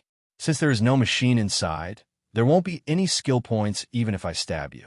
Plus, I'll be stained with fat and feces for no reason. How disgusting. Harvey had no idea what the man was talking about, but he had a feeling that the man was going to let him live. Unfortunately, the next second, Feng Bujue took out a wrench from his backpack and used a murderous gaze to stare at Harvey's head. Chapter 152. The door to the room of heavenly decree opened, and a man who looked similar to Harvey stood in the middle of the room. He was your Corbin, and beside him stood a boy about 12 or 13 years old, probably his son. It was easy to recognize them as a family. They had similar facial features, hair, and eyes of the same color. They were all on the plump side, but this probably had nothing to do with genetics. It was mainly due to the rhythm of their lives. Feng Bujue was the first to step into the room, and Blade Runner and Hank followed behind him. When Feng Bujue saw what was inside the room, he immediately understood why the Corbin family forbade outsiders from entering. Inside this so-called room of heavenly decree, there was nothing that had anything to do with religion. The room was filled with control panels and monitors. It was the core control room of this interstellar spaceship. Hidden mission completed. The system announcement rang in the 2 players' ears. The moment they saw your Corbin, the mission was considered a success. Your expression is very interesting. Feng Bujue said, Even though you saw us at the door, you were so calm. Don't you care about Harvey's life at all? Yerk replied calmly, If you kill him, I'll have to say thank you. Is that so? Feng Bujue said, Looks like the relationship between you 2 brothers is not that good. Ha! Is it because he has taken the woman that you have set your eyes on, or is he after your throne as the Son of God? You're very clever, Yerk replied. And mean, Fong Bujue took out his gun with a smile. He pulled the trigger and blew up York's son's head with one shot. The other 3 people in the room were stunned. Blood and brain matter splattered all over the floor, and the boy's body slumped to the ground. He died right beside his father's feet. Hank widened his eyes, and he was stunned like a wooden chicken. Even Flash's sword was shocked. Even though this was just a game, Fong Bujua's ability to kill without batting an eyelid was not something a normal person could do.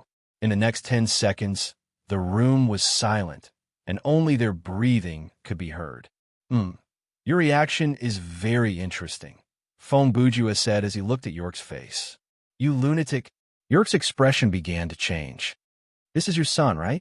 Fong Bujua pointed at the body on the ground. Yes, York replied. I killed him in front of you, but you didn't even frown. Fong Bujua said, but when you realized that I killed him just to observe your reaction, you showed some uneasiness. He put the gun away. With all due respect, Mr. Corbin, if we're talking about harshness, your character is far beyond harshness. A man who shot a child to death without hesitation. Do you have the right to criticize me? York retorted. Blade Runner chimed in from the side. I have to agree with that. Fong Bujua shrugged. He looked at York and said, For me, I merely killed a stranger, but for you, the victim is a family member. From your reaction after the fact, it's debatable who is crueler. I'm not going to engage in a pointless argument with you, York replied. Since things have reached this stage, we should discuss the terms, right? Fong Bujue continued the man's unfinished sentence. York said, Why are you? Do I need you to say that out loud? Fong Bujue said, When your brother died, you were unmoved. When your son died, you couldn't care less. He sneered. You only care about yourself. As the saying goes, where there's life, there's hope. But from the actual situation, you also know that resistance by force is futile. So when we appeared at the door, you were already prepared to negotiate with us. But my behavior just now made you think that I might be a lunatic. That's why you panicked, because you know that only a normal person would negotiate with you, and a lunatic wouldn't. York's face was filled with shock. He did not expect the man to see through so many of his thoughts through the changes in his expression and the reaction in his words. Who are you? That's right, Brother Fong. I also wish to ask, who exactly are you? Flashes of sword mocked from the side. Why are you following me? Fong Bujue replied to Blade Runner, and then turned to look at York. Mr. Corbin, I noticed that the control panel behind you has been destroyed. If I'm not mistaken, that is the only communication device that allows the village of Heavenly Blessing to communicate with the outside world, right? So what if it is? York replied. Just before Fong Bujue's group entered the room, York used his modified arm to punch the screen of the control panel. That is interesting. You did that before we came in. Fong Bujue said, So, you knew from the beginning that Harvey would not be able to stop us. That was obvious from the expression on your face when the door was opened. I say, how many things can you think through when you're in a situation like this? Blade Runner said. He did not care how the scenario would end. His biggest interest was to see what Fong Bujue would do next. Mr. Corbin, I see that you are quite a clever person. At least your calculation is quite reliable. Fong Bujue walked as he spoke. He brushed past York and walked to the broken control panel. He bent down to inspect the damage. When we arrived at the front door of the temple, you were already looking at this, right? York didn't say anything, but cold sweat flowed down his temples. Your village doesn't even have photos or anything like that, let alone video recording equipment. But I dare say that you have everything on this spaceship.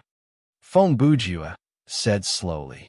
Surveillance is a very common device in the outside world, but in the village of Heavenly Blessing, it is probably a top secret that only you know about. If I were you, I would keep this technology a secret as well. I would not even share with the priests. At most, I would share with my own people. Surveillance is a very effective method. The villagers will feel like their every move is being monitored, but they have no idea why. It is as if there is really a god watching over them. Isn't that perfect? As Fong Bujue spoke, he sat down on a stool, the one that he had brought with him. As he worked on the control panel, he continued, Of course, you couldn't have sat in this room watching the surveillance for the whole day. The number of cameras in the village must be limited, but today, when you received the news that 3 intruders had entered the 4th area, you must have rushed here in a hurry and quickly locked onto our location. He paused for a moment before continuing. In the 4th area, we only encountered sporadic resistance. However, we were able to demonstrate enough during that confrontation. You will soon realize our strength is extremely strong. Knowing that resistance was likely to be futile, you came up with a set of countermeasures. Then, you called 2 family members over and had your son enter the room of heavenly decree with you while Harvey stood guard outside the door. I don't know what kind of lies you used to trick your little brother into guarding the door, but with his intelligence, I believe you can do whatever you want. From Harvey's reaction, you definitely didn't tell him our real power. That was why he appeared so confident before he was killed. He didn't even know that he had fallen into a trap. In reality, you've used someone else to do your dirty work. Just like what you said earlier, Harvey's death was exactly what you wanted.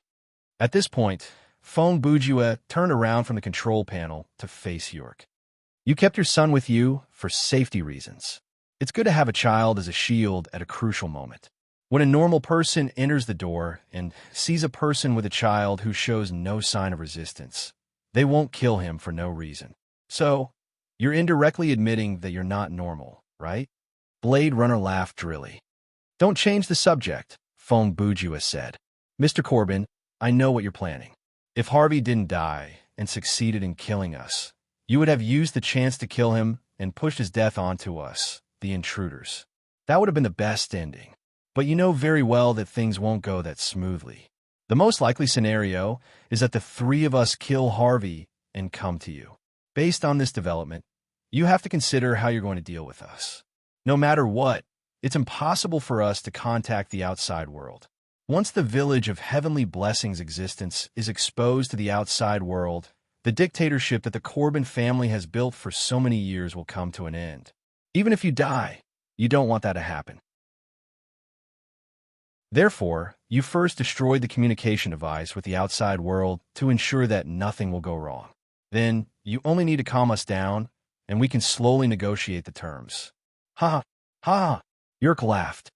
I really want to clap for you. Ha ha ha! He suddenly looked relaxed. That's a pretty speech, but you're not that kind of person, are you? You didn't kill me, but told me everything. That's just to increase your bargaining chip. He scoffed. Fine, you win. My 2 guests and you. He looked at Hank. You can have whatever you want. The women and resources in this village, you can enjoy them as much as you want. Yerk kicked his son's body away. I can come up with a reason to say that you're God's messengers and have you move into this temple. He used his hands to make quotation marks. It was clear that even he thought the term temple was ridiculous. After all, the bunch of idiots believe everything. As long as we show them some tricks that they haven't seen before, they'll think it's a miracle. How about that? Think about it. I know how you outsiders think. My ancestor has met a few outsiders before. Perhaps their initial thought was for the villagers to return to the so-called civilized society, but in the end, they gave in. Fong Bujue interrupted him. Most of the equipment in this room of heavenly decree was repaired or updated by the outsiders, right? That's right. Yerk did not deny it. It was indeed them who created these communication devices that can communicate with the outside world. Of course, these devices have not been used even once. Unless this place encounters another catastrophe like a nuclear war, my descendants and I will not use them. You can use these devices to capture the signal of human spaceships from the outside world, right? Fong Bujue asked. You even know this? Yerk replied with a gloomy expression. This came to me when I was on the way here in the shark cabin. Fong Bujue said. At the time, I was thinking, how did the scavengers find the Crystal Lake lab? Where did the coordinates in the autopilot system come from? Soon, I thought of a possibility. In this village, there are certain people, most likely the rulers, who have the ability to track the signal of spaceships from the outside world. Because humans from the outside world would occasionally come to old Earth to do some exploration and archaeology, by secretly observing the signals of these teams and remembering their movement route and the time they stayed, they could roughly predict the coordinates of the ruins that they discovered. After these teams left, you would send the coordinates to the relevant departments and have them send people to scavenge the ruins. The order would be passed down, and the scavengers would be the ones to carry it out. Hearing that, realization dawned on Hank. So that's the truth behind the coordinates. In the past, he had always been very puzzled about where the coordinates of the ruins that his superiors had asked them to go to came from. Now, he finally had an answer. You be *starred. Your Corbin family has always had the ability to communicate with the outside world, but you have used lies to enslave us. You have trapped our thoughts and prevented us from knowing the truth. The more Hank thought about it, the angrier he became. He, his family, and his ancestors, their lives were pitiful. From birth to death, they were controlled by others. Humph the truth. Yerk laughed coldly. Without those things, the people in this village are living a good life, aren't they? He even raised his voice and said confidently, "It is us, the Corbin family, who gave you a purpose in life and gave you faith. From birth to death, as long as you know your place and do the work you should do, you'll have a house to live in, clothes to wear, food to eat, get married, have children, and die of old age without any confusion or dissatisfaction in your heart. What is so bad about that?" He turned to Hank and laughed coldly. "Do you understand the outside world? Do you really think the outside world is better than here? I have read the real history of old Earth, and I know very well that the humans of today have not learned their lesson. They are still the same as before. As long as there are people, desire and conflict will not stop, whether the stage is on Earth or in space. Only the village of heavenly blessing is heaven. It is us, the Corbin family, who gave you this paradise."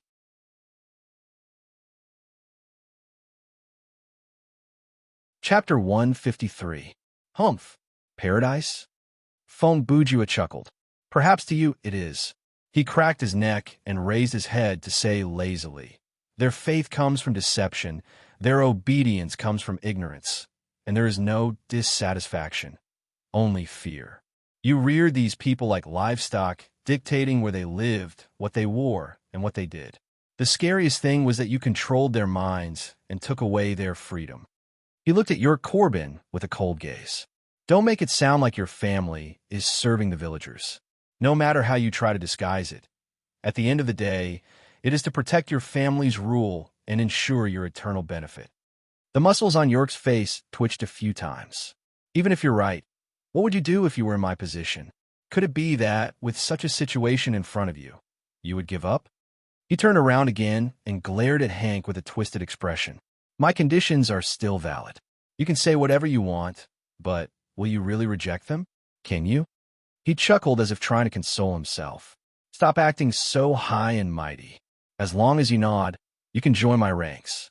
You don't need to do any labor. You only need to enjoy yourselves. Think about it. Absolute power. When you reach 80, you can play with women until they're 18. They will come to you. You can control the lives of these peasants with a single thought. You can do whatever you want in this village, and your descendants can live such a life. I can't help but ask." Flashes of Sword chuckled coldly. "The outsiders who allied themselves with your ancestor must have agreed to these conditions, right?" "Ha! Of course. Who would be willing to reject them?" Yerk replied. "Where are the descendants of those people now?" Blade Runner asked. Yerk was speechless. "How long did your ancestors allow them to stay in the temple before they made their move? A month? Half a year? A year?" Blade Runner laughed. York gritted his teeth, but he had no answer. Generally speaking, this kind of power that is similar to imperial power will not be shared with others. Even the competition between family members is very cruel, let alone outsiders. Blade Runner said, "Besides, with your attitude towards your younger brother and son, only an idiot would believe your promise. Then what do you want?" Yerk seemed to be a little angry, and he spoke without thinking. "What can you do? Now, the only communication device with the outside world has been destroyed by me. It can't be fixed in a short time. If you kill me, the whole village won't let you go. I want to correct 2 of your mistakes." Fong Bujue raised his right hand and extended his index finger. "Firstly, I have the ability to communicate with the outside world from this room.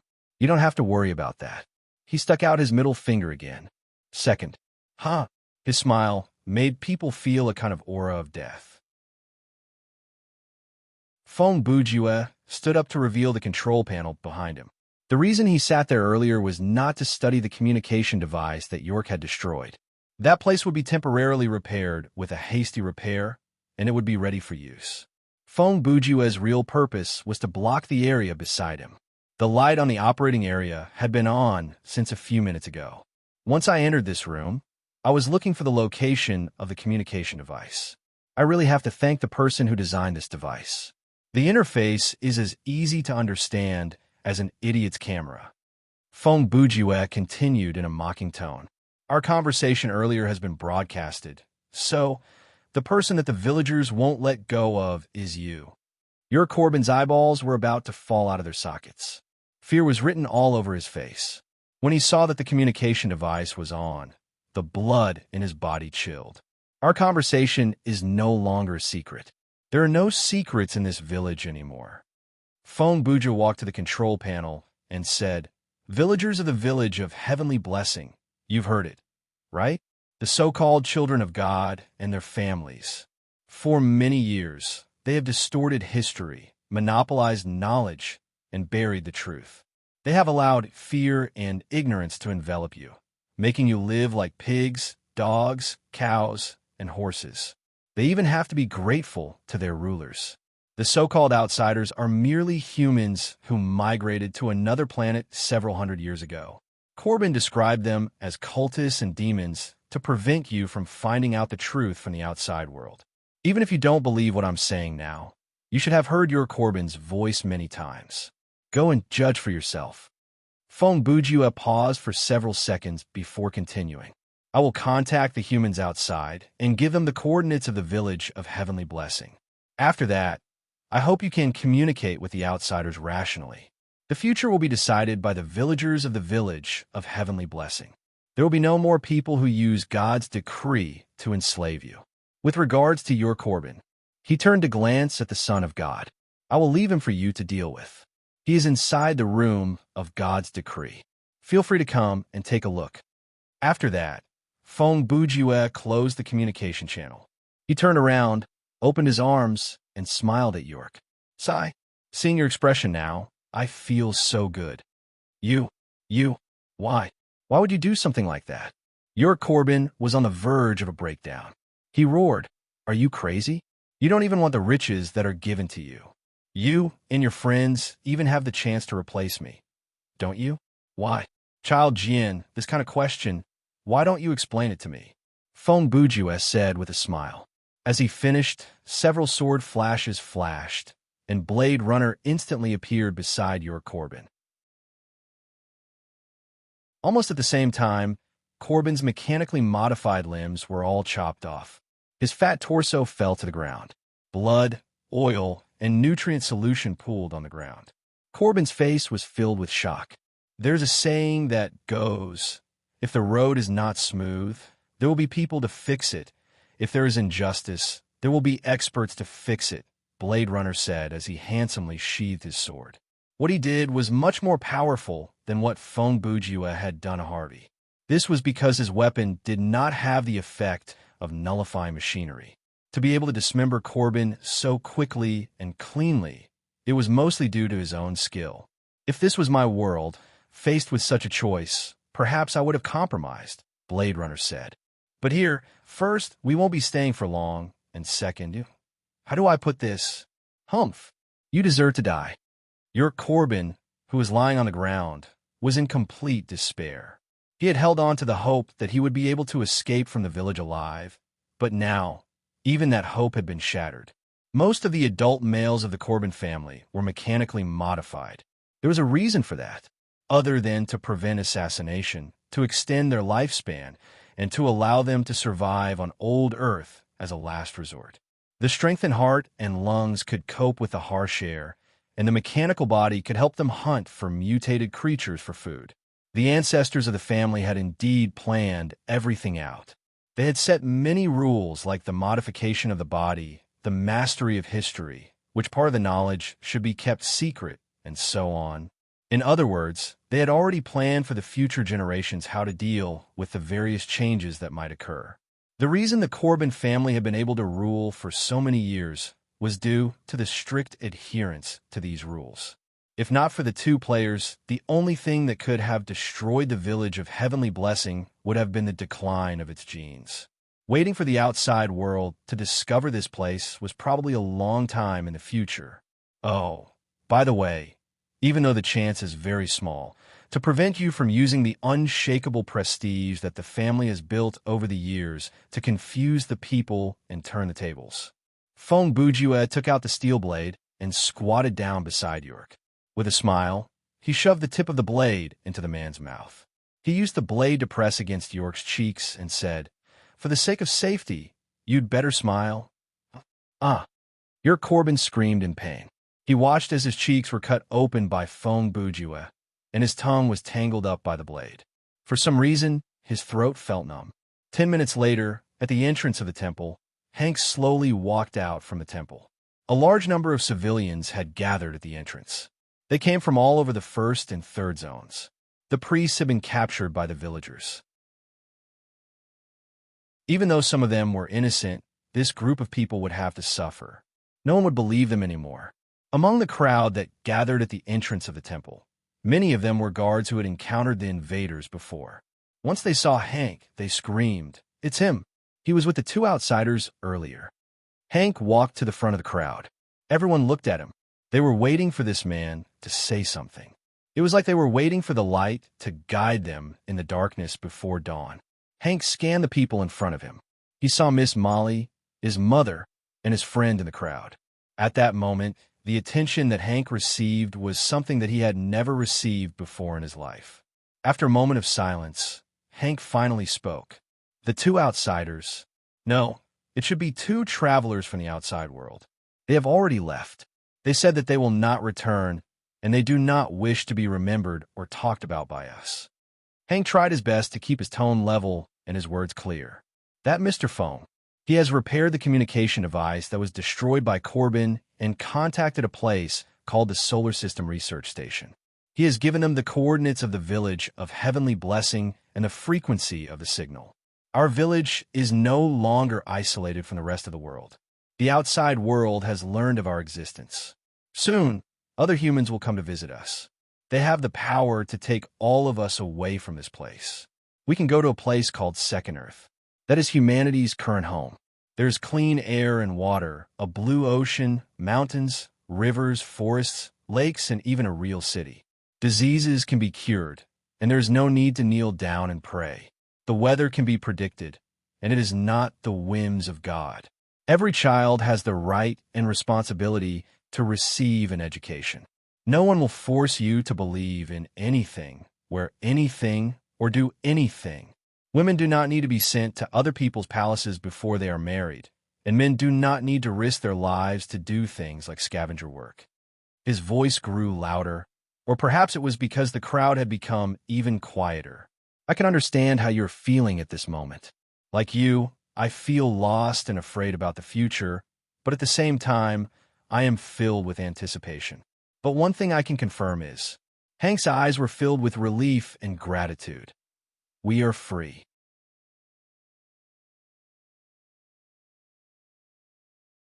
Chapter 154.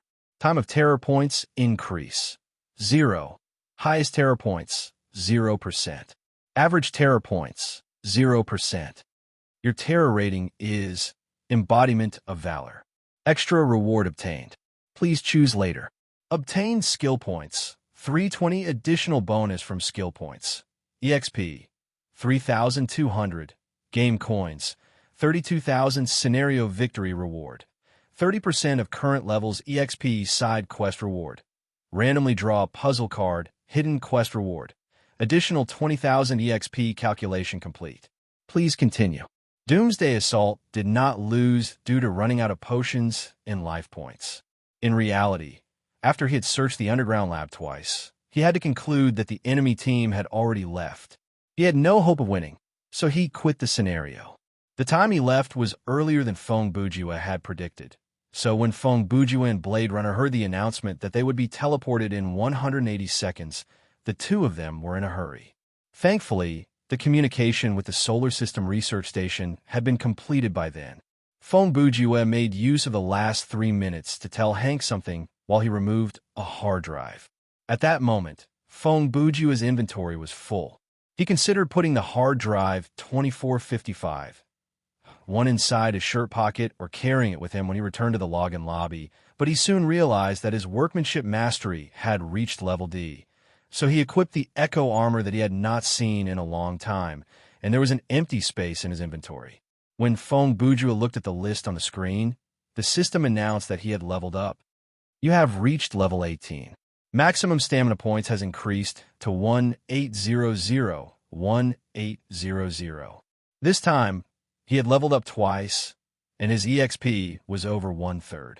Even though he could not rely on the additional reward from the Terror rating to reach level 19, if he chose to claim the EXP this time, after the next scenario, Feng Bujue might reach level 20 directly. Blade Runner's call came then. Brother Feng, have you seen the reward for the hidden quest? Of course, Feng Bujue replied. What's wrong? Don't you think the EXP is a bit too much? Blade Runner asked. Perhaps our exploration of the map and the expansion of the plot have exceeded the system's original expectations. Feng Bujue said thoughtfully. Actually, if I have enough time, I really want to go to Second Earth and take a look. While we were fighting the NPCs in the village of Heavenly Blessing, Jason was on a killing spree on a spaceship in space. I remember that at the end of the movie, a black officer used the legendary Lushan Conqueror on Jason, intending to perish together with him. Both of them fell to the Second Earth and turned into ashes when they passed through the atmosphere. However, Jason's real body, mask, did not disappear and fell into a lake. The screenwriter's head must have been squashed by a door, Blade Runner said. Anyway, the rule of this kind of film back then was that there had to be a scientist who knew everything, a beauty who was in charge of selling her body, and a black man who was always ready to sacrifice himself. Feng Bujue said, of course, the most important thing was that no matter how bad the movie was, there had to be a foreshadowing at the end that there would be a sequel. He laughed drily. Unfortunately, this is a killing game and not a team survival game. In terms of time, it will be hard for us to go to Second Earth, or else we would have had a chance to play with Jason. What do you mean by play? What are you waiting for? When Blade Runner heard that, he had goosebumps all over his body. Feng Bujue ignored this question and changed the topic. All right, the script is over. Let's talk about the problem at hand. He took out the hard drive 2455, a one from his backpack, and held it in his hand as he studied it. Let's first discuss how to distribute the hard drive that was removed from the room of heavenly decree. Name, hard drive 2455, A1 2020, type, other quality, excellent special effect, can only be used with the 3D table in the conference room. When activated, it will randomly display the blueprint of a tool. It will disappear after 20 uses. Cooldown time is 24 hours in real life. Note, not all hard drives are used to store video files. Flashes of Sword replied, how about you use it for now, and when you have 7 or 8 uses left, you mail this thing to me. Have you read the game description related to workmanship? Feng Bujue suddenly asked. I haven't read it in detail. Blade Runner hesitated before answering, what's wrong? First, only players with mastery level B and above have the ability to turn blueprints into items. Second, other than the consumption of corresponding raw materials, the success rate during crafting is the same as the skill's success rate. In other words, Grade B has a 90% success rate, and Grade A has a 100% success rate. I believe most people before Grade A will not take the risk of losing both the blueprints and the raw materials to craft items, especially me. Feng Bujue said, furthermore, my workmanship mastery is only level D, and this level is only because I used the skill and dismantled the machines in the room of heavenly decree earlier. In any case, based on what you said, we will have to wait for someone from the small guild like Underworld Frontline to reach level A in workmanship mastery. With the premise that the player's online time is stable, you will receive my mail in another 10 days. Forget it then. I'll give you this item. Anyway, it's all thanks to you that I was able to get this, Blade Runner said. Furthermore, the reward for this scenario has far exceeded my expectations. If I didn't team up with you in the same amount of time, no matter what mode we played, I wouldn't have been able to get so much EXP. When Flashes of Sword said that, anyone else would have accepted the compliment and thanked him. But Feng Bujue asked in a mocking tone, "You have the audacity to say that you own a gaming studio?" Blade Runner was startled and thought to himself, "Did this guy just say you? Air, brother Feng." Blade Runner was about to ask him what he meant when Feng Bujue added, "Find someone to train with." The few people who specialize in workmanship mastery in Jiang, who are currently only level D, Blade Runner replied. Since you're a player who specializes in certain mastery, you should be able to level up your workmanship mastery faster than us casual players, right? Feng Bujue said. Furthermore, not all of the raw materials can be bought at the market. Large guilds like yours can gather their resources, but we can't. Erso? Blade Runner had a feeling that he was about to be scammed. When I left the scenario earlier, I was in a hurry, so I didn't have time to read the item description. If I had, I would have given it to you directly. As Feng Bujue spoke, he started to work on the touchscreen. I'll mail this hard drive to you now and leave it with Jiang Hu. Based on my estimation, you'll only need 6 to 7 weeks to create all the items in the blueprint. Of these items, I only want 3, and the rest are yours. Understand, we'll take care of the materials, and you'll just sit back and enjoy the fruits of our labor, Blade Runner said. Don't mock me like you're the one who's losing out. Feng Bujue said seriously. Looks like I'll have to teach you how to do the math. Based on your first plan, you'll probably have to wait for 2 to 3 months before you'll get a hard drive with 8 usages left. By then, Jiang will still have to take care of the materials to create the items in the 8 blueprints, and you'll have to wait for 8 cooldowns. In the end, you'll spend 3 months to get 8 items. He paused for 2 seconds to give the other party time to think. And your second plan is to give up the right to use the item because it's too troublesome. You're acting like you're trying to do us a favor. That's obviously a lack of consideration. Think about it. This isn't 1 or 2 items, but 20 items.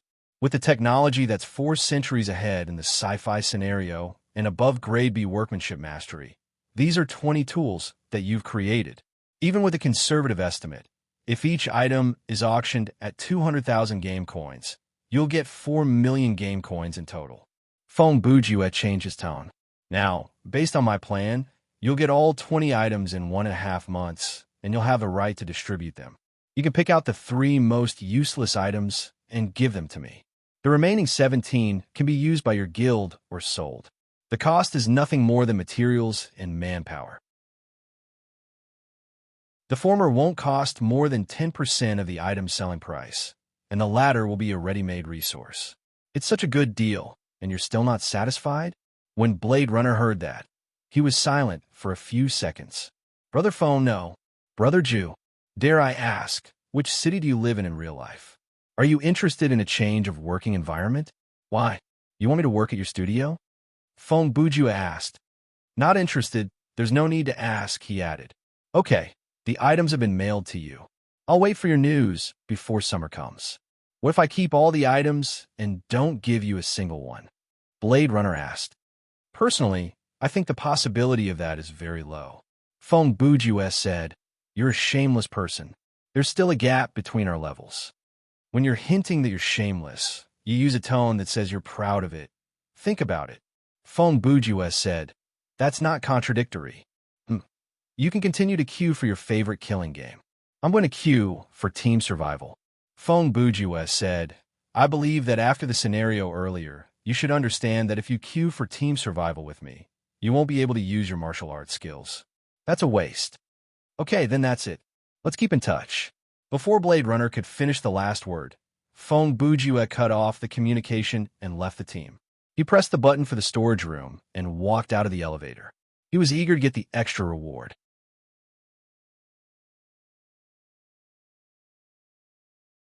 Chapter 155.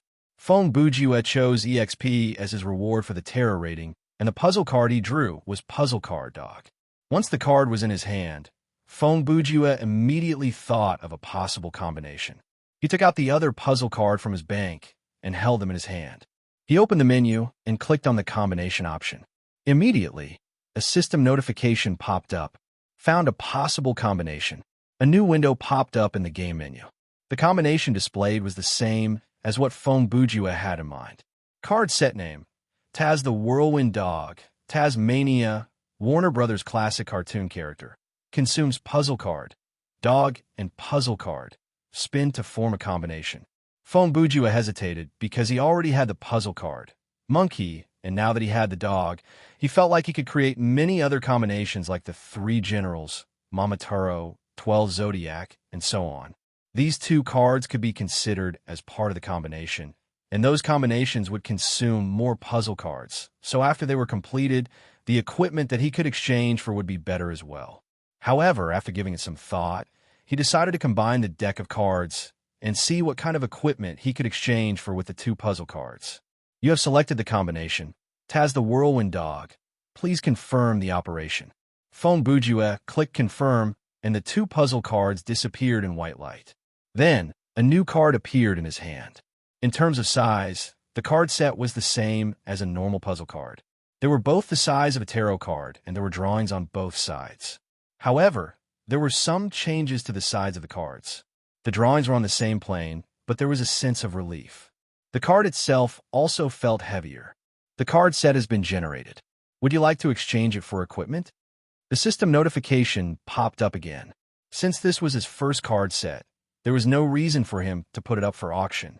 After all, the equipment that could be exchanged from the card set system was at least excellent quality. Fong Bujue was not afraid of being scammed. He clicked yes again, and Taz the Whirlwind Dog in his hand disappeared in white light. On the other side of the storage room, a column of white light appeared, and it morphed into a new glass column. Fong Bujue walked to the column, and the equipment inside had taken form. This time, the item was quite large. He took it out and examined it. Name: Persephone's vacuum cleaner. Item type: weapon quality: excellent. Offense points: none. Element: none. Special effect: absorb the life points of monsters and recover the same amount of life point for the player, 0.5% per second. Ineffective on dead, non-physical, mechanic, and boss-level monsters. Vacuum cleaner cannot store life points, and the drain effect is instantaneous. If the player's life points are full when they are used, they will not recover. Equip requirement: Level 20, General Ability D, Workmanship D. Remark: Persephone is the maid of the Count in the Demon Castle. Other than using her black belt in Taekwondo to chase away intruders, her most common job is to clean the castle. Persephone's vacuum cleaner can effectively absorb blood on the ground and walls. This has a lot to do with the Count's habit of smashing glasses. Whenever the Count sees a visitor from the Belmondo family, he likes to throw the glass filled with blood on the ground and then have a friendly duel with the visitor. It has been like this for hundreds of years. The meaning is unclear. Now that I think about it, Under the Moon did fall. Song Jun also fell in Xiao Yu's bad end. Fong Bujue tried to remember, but the meaning behind it is still unclear. Due to the level limitation, he temporarily stored the item inside the storage room. The tactical value of this weapon was quite high, and its special effect could be used until the later part of the game. Furthermore, the vacuum cleaner had no binding restriction. As long as the player met the requirement, they could use it. Theoretically speaking, if all 6 members of a team could equip it, then, in scenarios with more monsters, they could take turns to use it to recover life points. Without a medic, this thing was more reliable than life points recovery potions because there was no diminishing effect. After all the preparation, Fong Bujue returned to the login lobby and inspected his current status.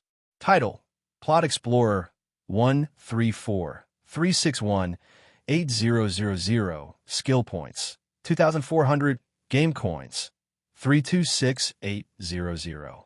Mastery: General Ability D, Workmanship D, Sleuthing E, Fighting D, bonus from the mask, Marksmanship D, Medic F, Sorcery F, Summoning A. Inventory 9-10.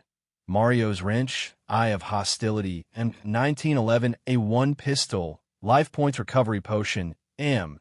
X2, flashlight, folding stool, SCP, 500, 2020, robot must die, anti-gravity gun equipment, jazz shoes, Casey Jones mask, death poker, sorcery weapon, Echo Armor Space 310, puzzle card, monkey, puzzle card, sunglasses, Persephone's vacuum skills, hasty repair, Devilish Child's lower whip kick body, enhancement, technique, decisive victory. He clicked open the social tab on the screen, and there were 2 lit names in his friend list. One of them was naturally Flashes of Sword. The man was still idle, so he was probably busy dealing with the matter regarding hard drive 2455 A1. The other online name was Long Almin, but Brother Long was already in-game. He probably noticed that Fong Bujue was in the game when he came online, so he went to queue up on his own. Initially, Fong Bujue had planned to play the killing game alone, but after he queued up with Flashes of Sword, they ended the game before they even had the chance to face off against the enemy team. Without even realizing it, the game had turned into a team survival game. Looks like the title given by the system was quite reliable.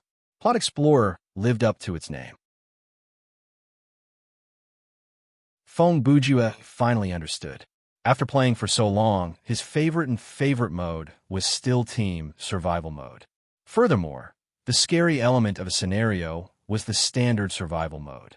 Hoping that other players would scare him in a killing game would be a bit difficult. He made a few gestures on the touchscreen and joined a team of survival players. Fong Bujue, level 18.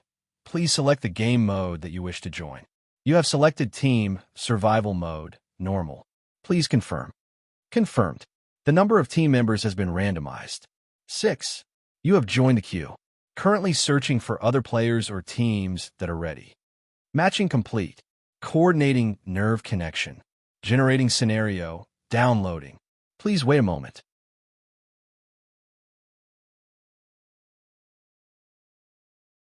Chapter 156.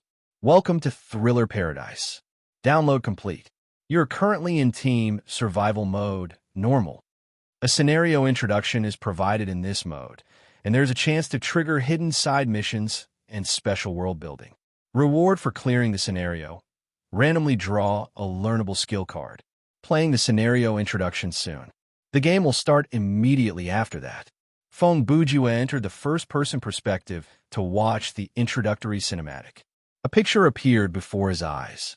It was a normal village with a river and a mountain by its side. There were fields and forests on the outskirts of the village, and the town was well equipped with modern facilities. There were schools, shops, residences, offices, and so on. This small town reminded Fong Bujue of Hirata's hometown, and a bad feeling rose in his heart.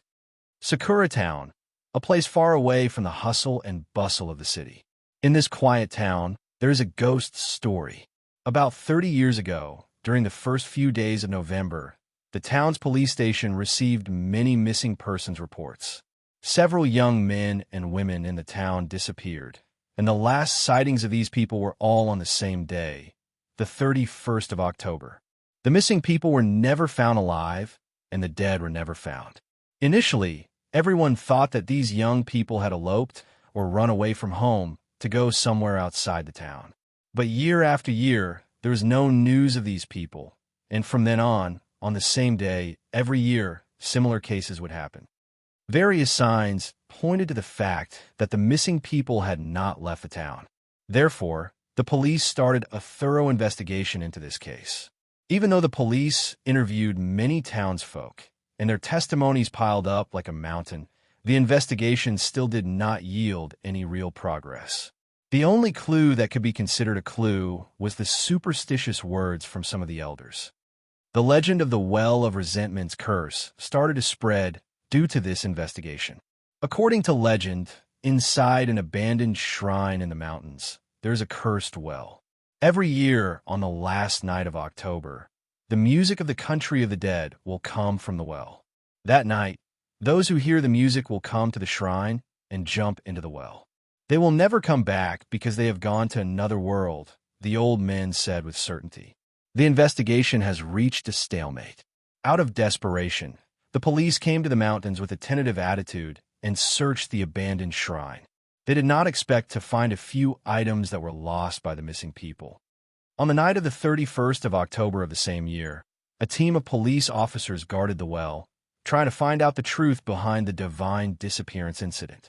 But they didn't come back either. The investigation has been put on hold indefinitely. The local government has banned the villagers from entering the mountains at night and has sealed the well in the shrine with cement. But every year at the end of October, disappearances still happen. Along with the voice prompt, the camera gradually zoomed in. Facing the mountain, a small path could be seen in front of it, extending all the way up into the forest. Time flies, and many years have passed in the blink of an eye. Sakura Town's urban area has increased, and its population has increased by more than 3 times. Such cases of missing persons have gradually been ignored, and the legends have been forgotten. One autumn night, 6 young people from a small town came to this place. They wished to head to the shrine in the mountain for a test of courage.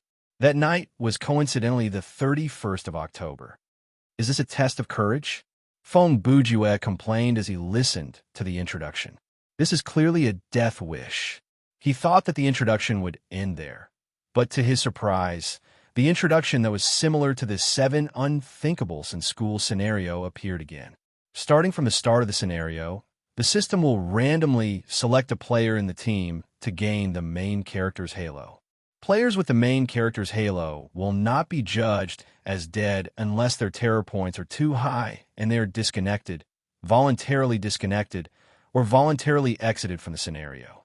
Any other method of death, like monster attacks, falling from a high place, and life points reaching 0 will be fortunately stopped before it happens. Even if the probability of stopping is infinitely close to 0 and goes against logic, it can still happen. The main character's halo will be transferred due to different special flags. Players, please explore and use the rules to transfer the halo. When the number of players in the team is less than 2, the main character's halo will disappear.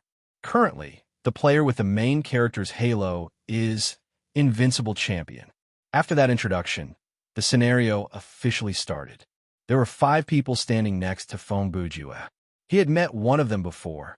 It was Invincible Champion, who he had tricked once.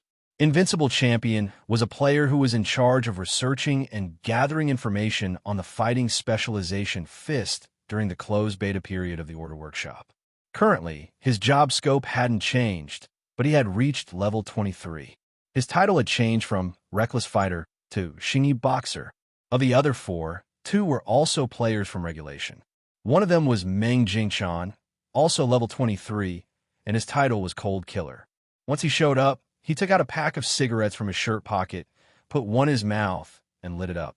He ran his fingers through his permed hair and blew out a smoke ring. The third member of Regulation was a female player. There was no need to talk about her appearance. She was a beauty as well.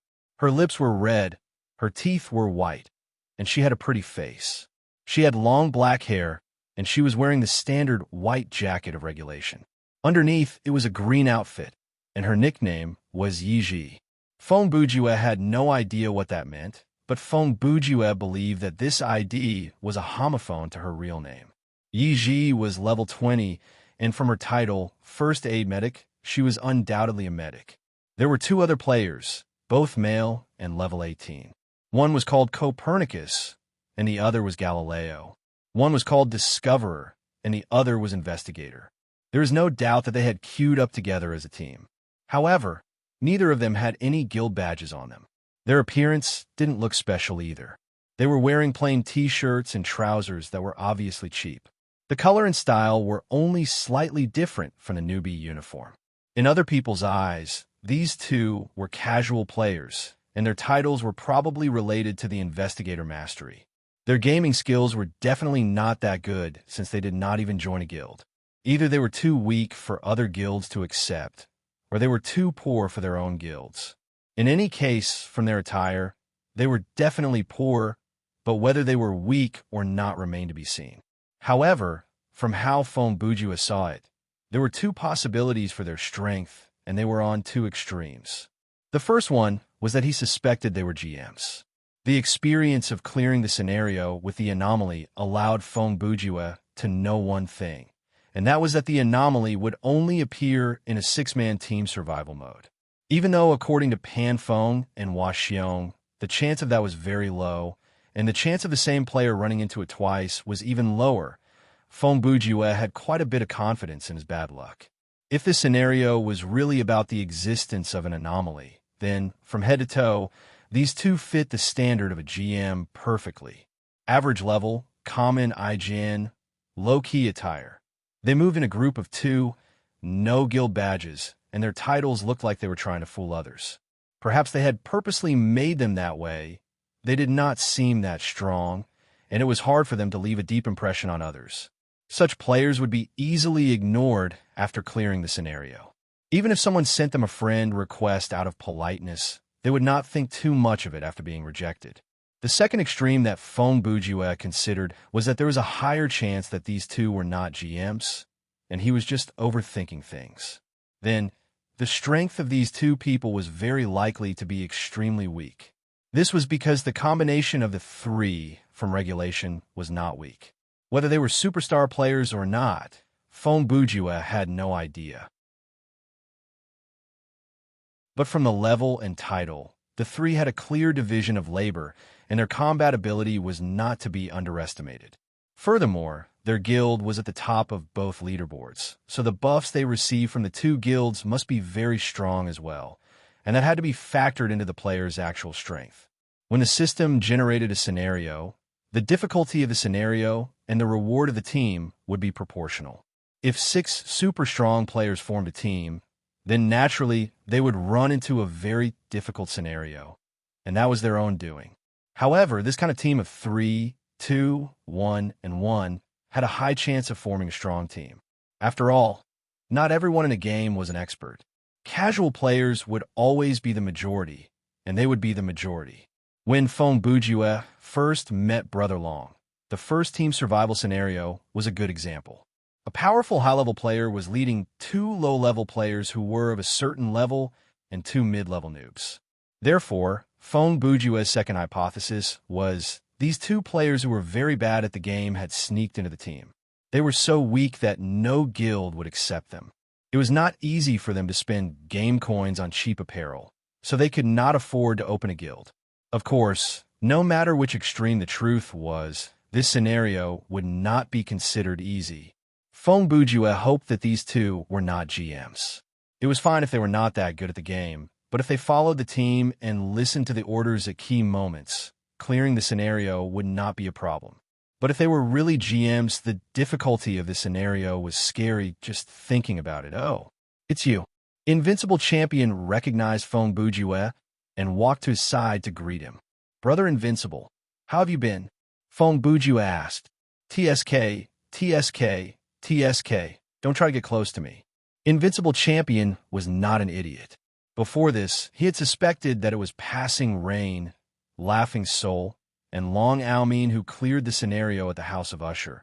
But when he saw Feng Bujue's title, Plot Explorer, he understood everything. You knocked down the door, right?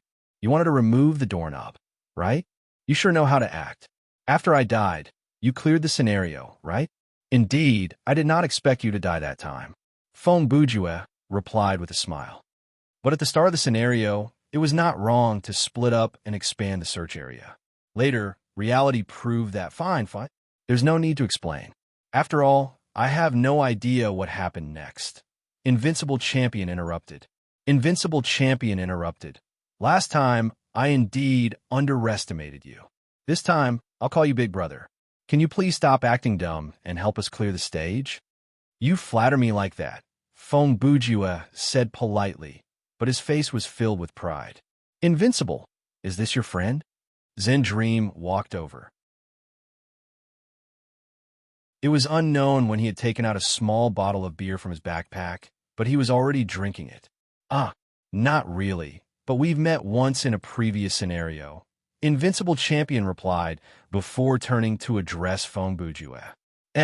Based on your title, you're a player who specializes in solving puzzles, right? This question was natural for him. Even in regulation, There was no player like Feng Bujue who had all his masteries leveled up equally and was good at both fighting and strategizing. I'm more of a puzzle solver, Feng Bujue said. Of course, I'm not that bad at fighting either. Oh, you sound like you're a master of both brawn and literature, Meng Jingchan said. Before Feng Bujue could answer, he sighed. Ah, it's good to be young. Even though I look like this now, I used to be quite cool. Brother Zin, based on my observation, you're in your 20s, and you look like you have everything. Feng Bujue's lips twitched. Even Invincible Champion felt awkward. That's his catchphrase. Don't mind it. The six of them chatted for a few minutes to get a general understanding of their respective specializations. During this time, Feng Bujue used strategic victory once, and the information he saw was name, well of resentment race. Level, 30 depth.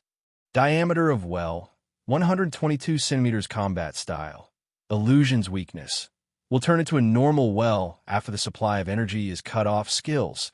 Soul Devourer, danger level, high.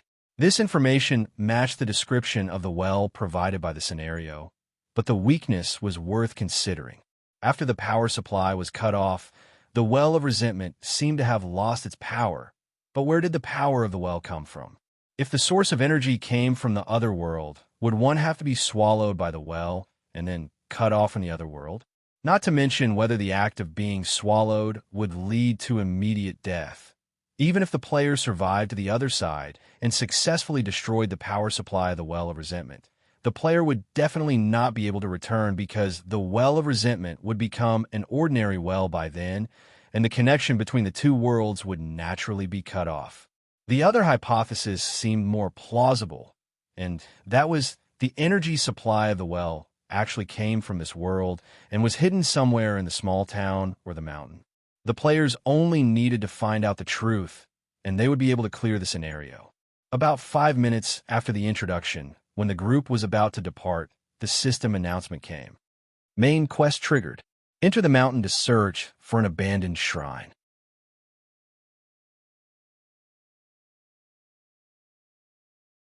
Chapter 157. Shall we take a look around the town first?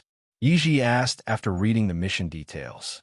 So far, there's no scenario that restricts the player's freedom of movement, and there is no time limit either. Theoretically speaking, we should find a place far away from the mountain to hide and wait until dawn. Then we can find some heavy machinery or explosives to go up the mountain and destroy the well physically. Yiji was assigned to the medic mastery by the studio not because she was a female player, so her superiors were biased against her, but because she was similar to Feng Bujue, a gamer who wanted to solve puzzles.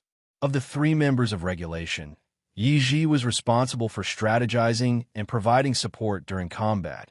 Invincible Champion was responsible for fighting, and Meng Jingchan, as one of the top players in the studio, was the leader of this small group. They had to listen to his orders during crucial moments.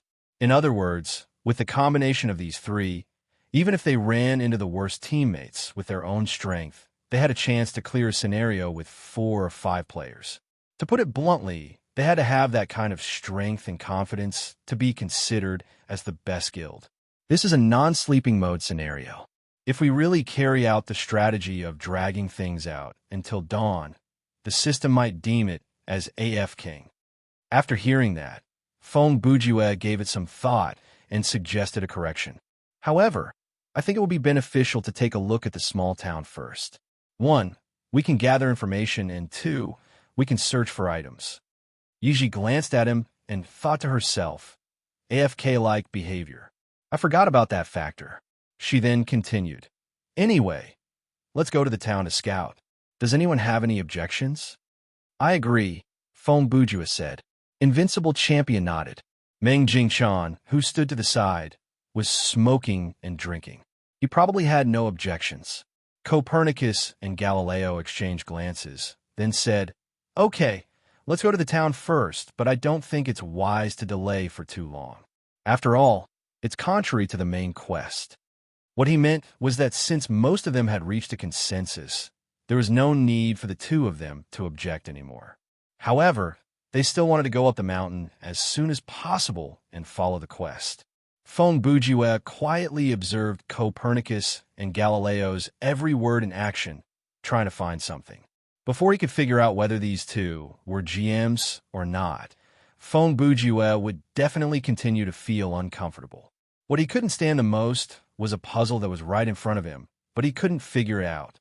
However, he could not directly ask, "Hey, are you two game administrators? Is there an anomaly in this scenario?" Even if the other party was really a GM, he wouldn't admit to it after being questioned like that.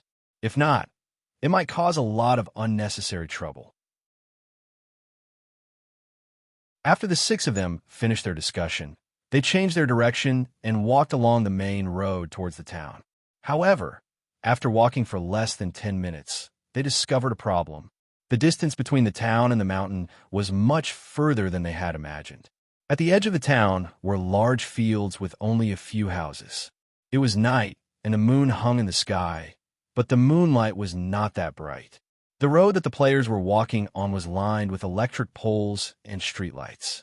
Even though there were not many streetlights, at least there would be some light every once in a while.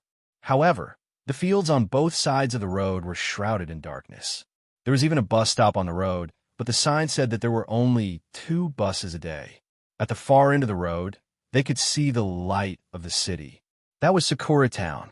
Even though from the perspective of the opening cinematic, the mountain was right next to Sakura Town. After walking for a while, the players slowly got used to the distance in the dark.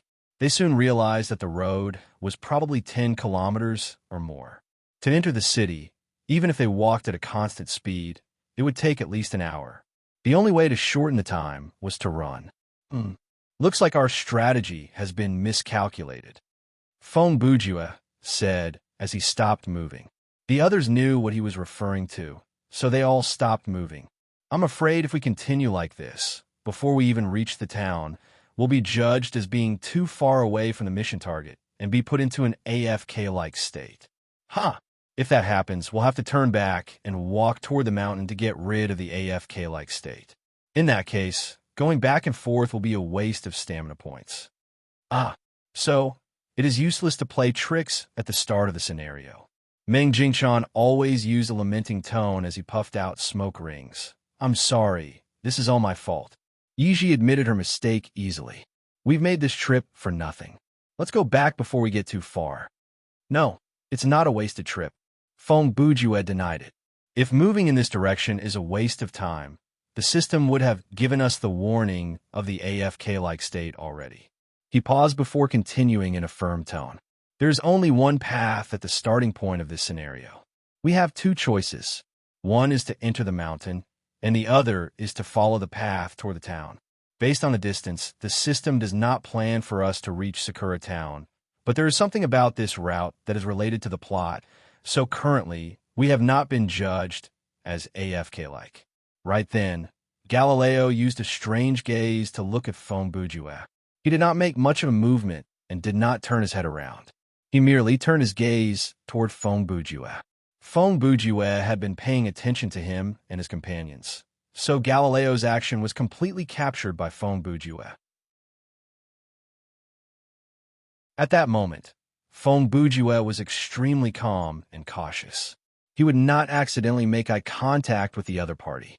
He used the corner of his eyes to observe the 2 people who he suspected to be GMs. At the same time, he was still talking. His eyes were unfocused, like he was deep in thought. At that moment, in this group of 6, there was actually a hidden battle that was beyond the plot. For Fong Bujue, to confirm the existence of the anomaly as soon as possible, the most direct way was to find out whether the 2 teammates beside him were GMs or not.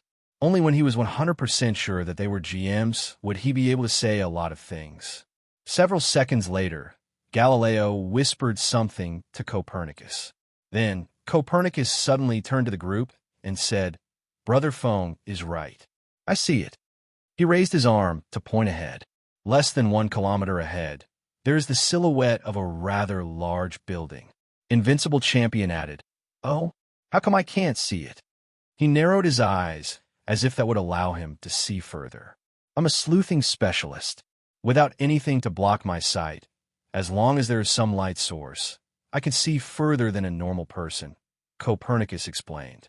Feng Bujue snapped his fingers. Very good. The place that you saw probably has some kind of flag that can be triggered. He said excitedly. It's like a very cunning side-scrolling game. The player will always rush to the right, but there will be a hidden reward somewhere to the left of the starting point. I hope so, Copernicus replied, but for some reason, his voice sounded weak. You're tuning in to the Warrior Lore YouTube channel. Don't forget to subscribe and join us on this journey to catch the most captivating stories.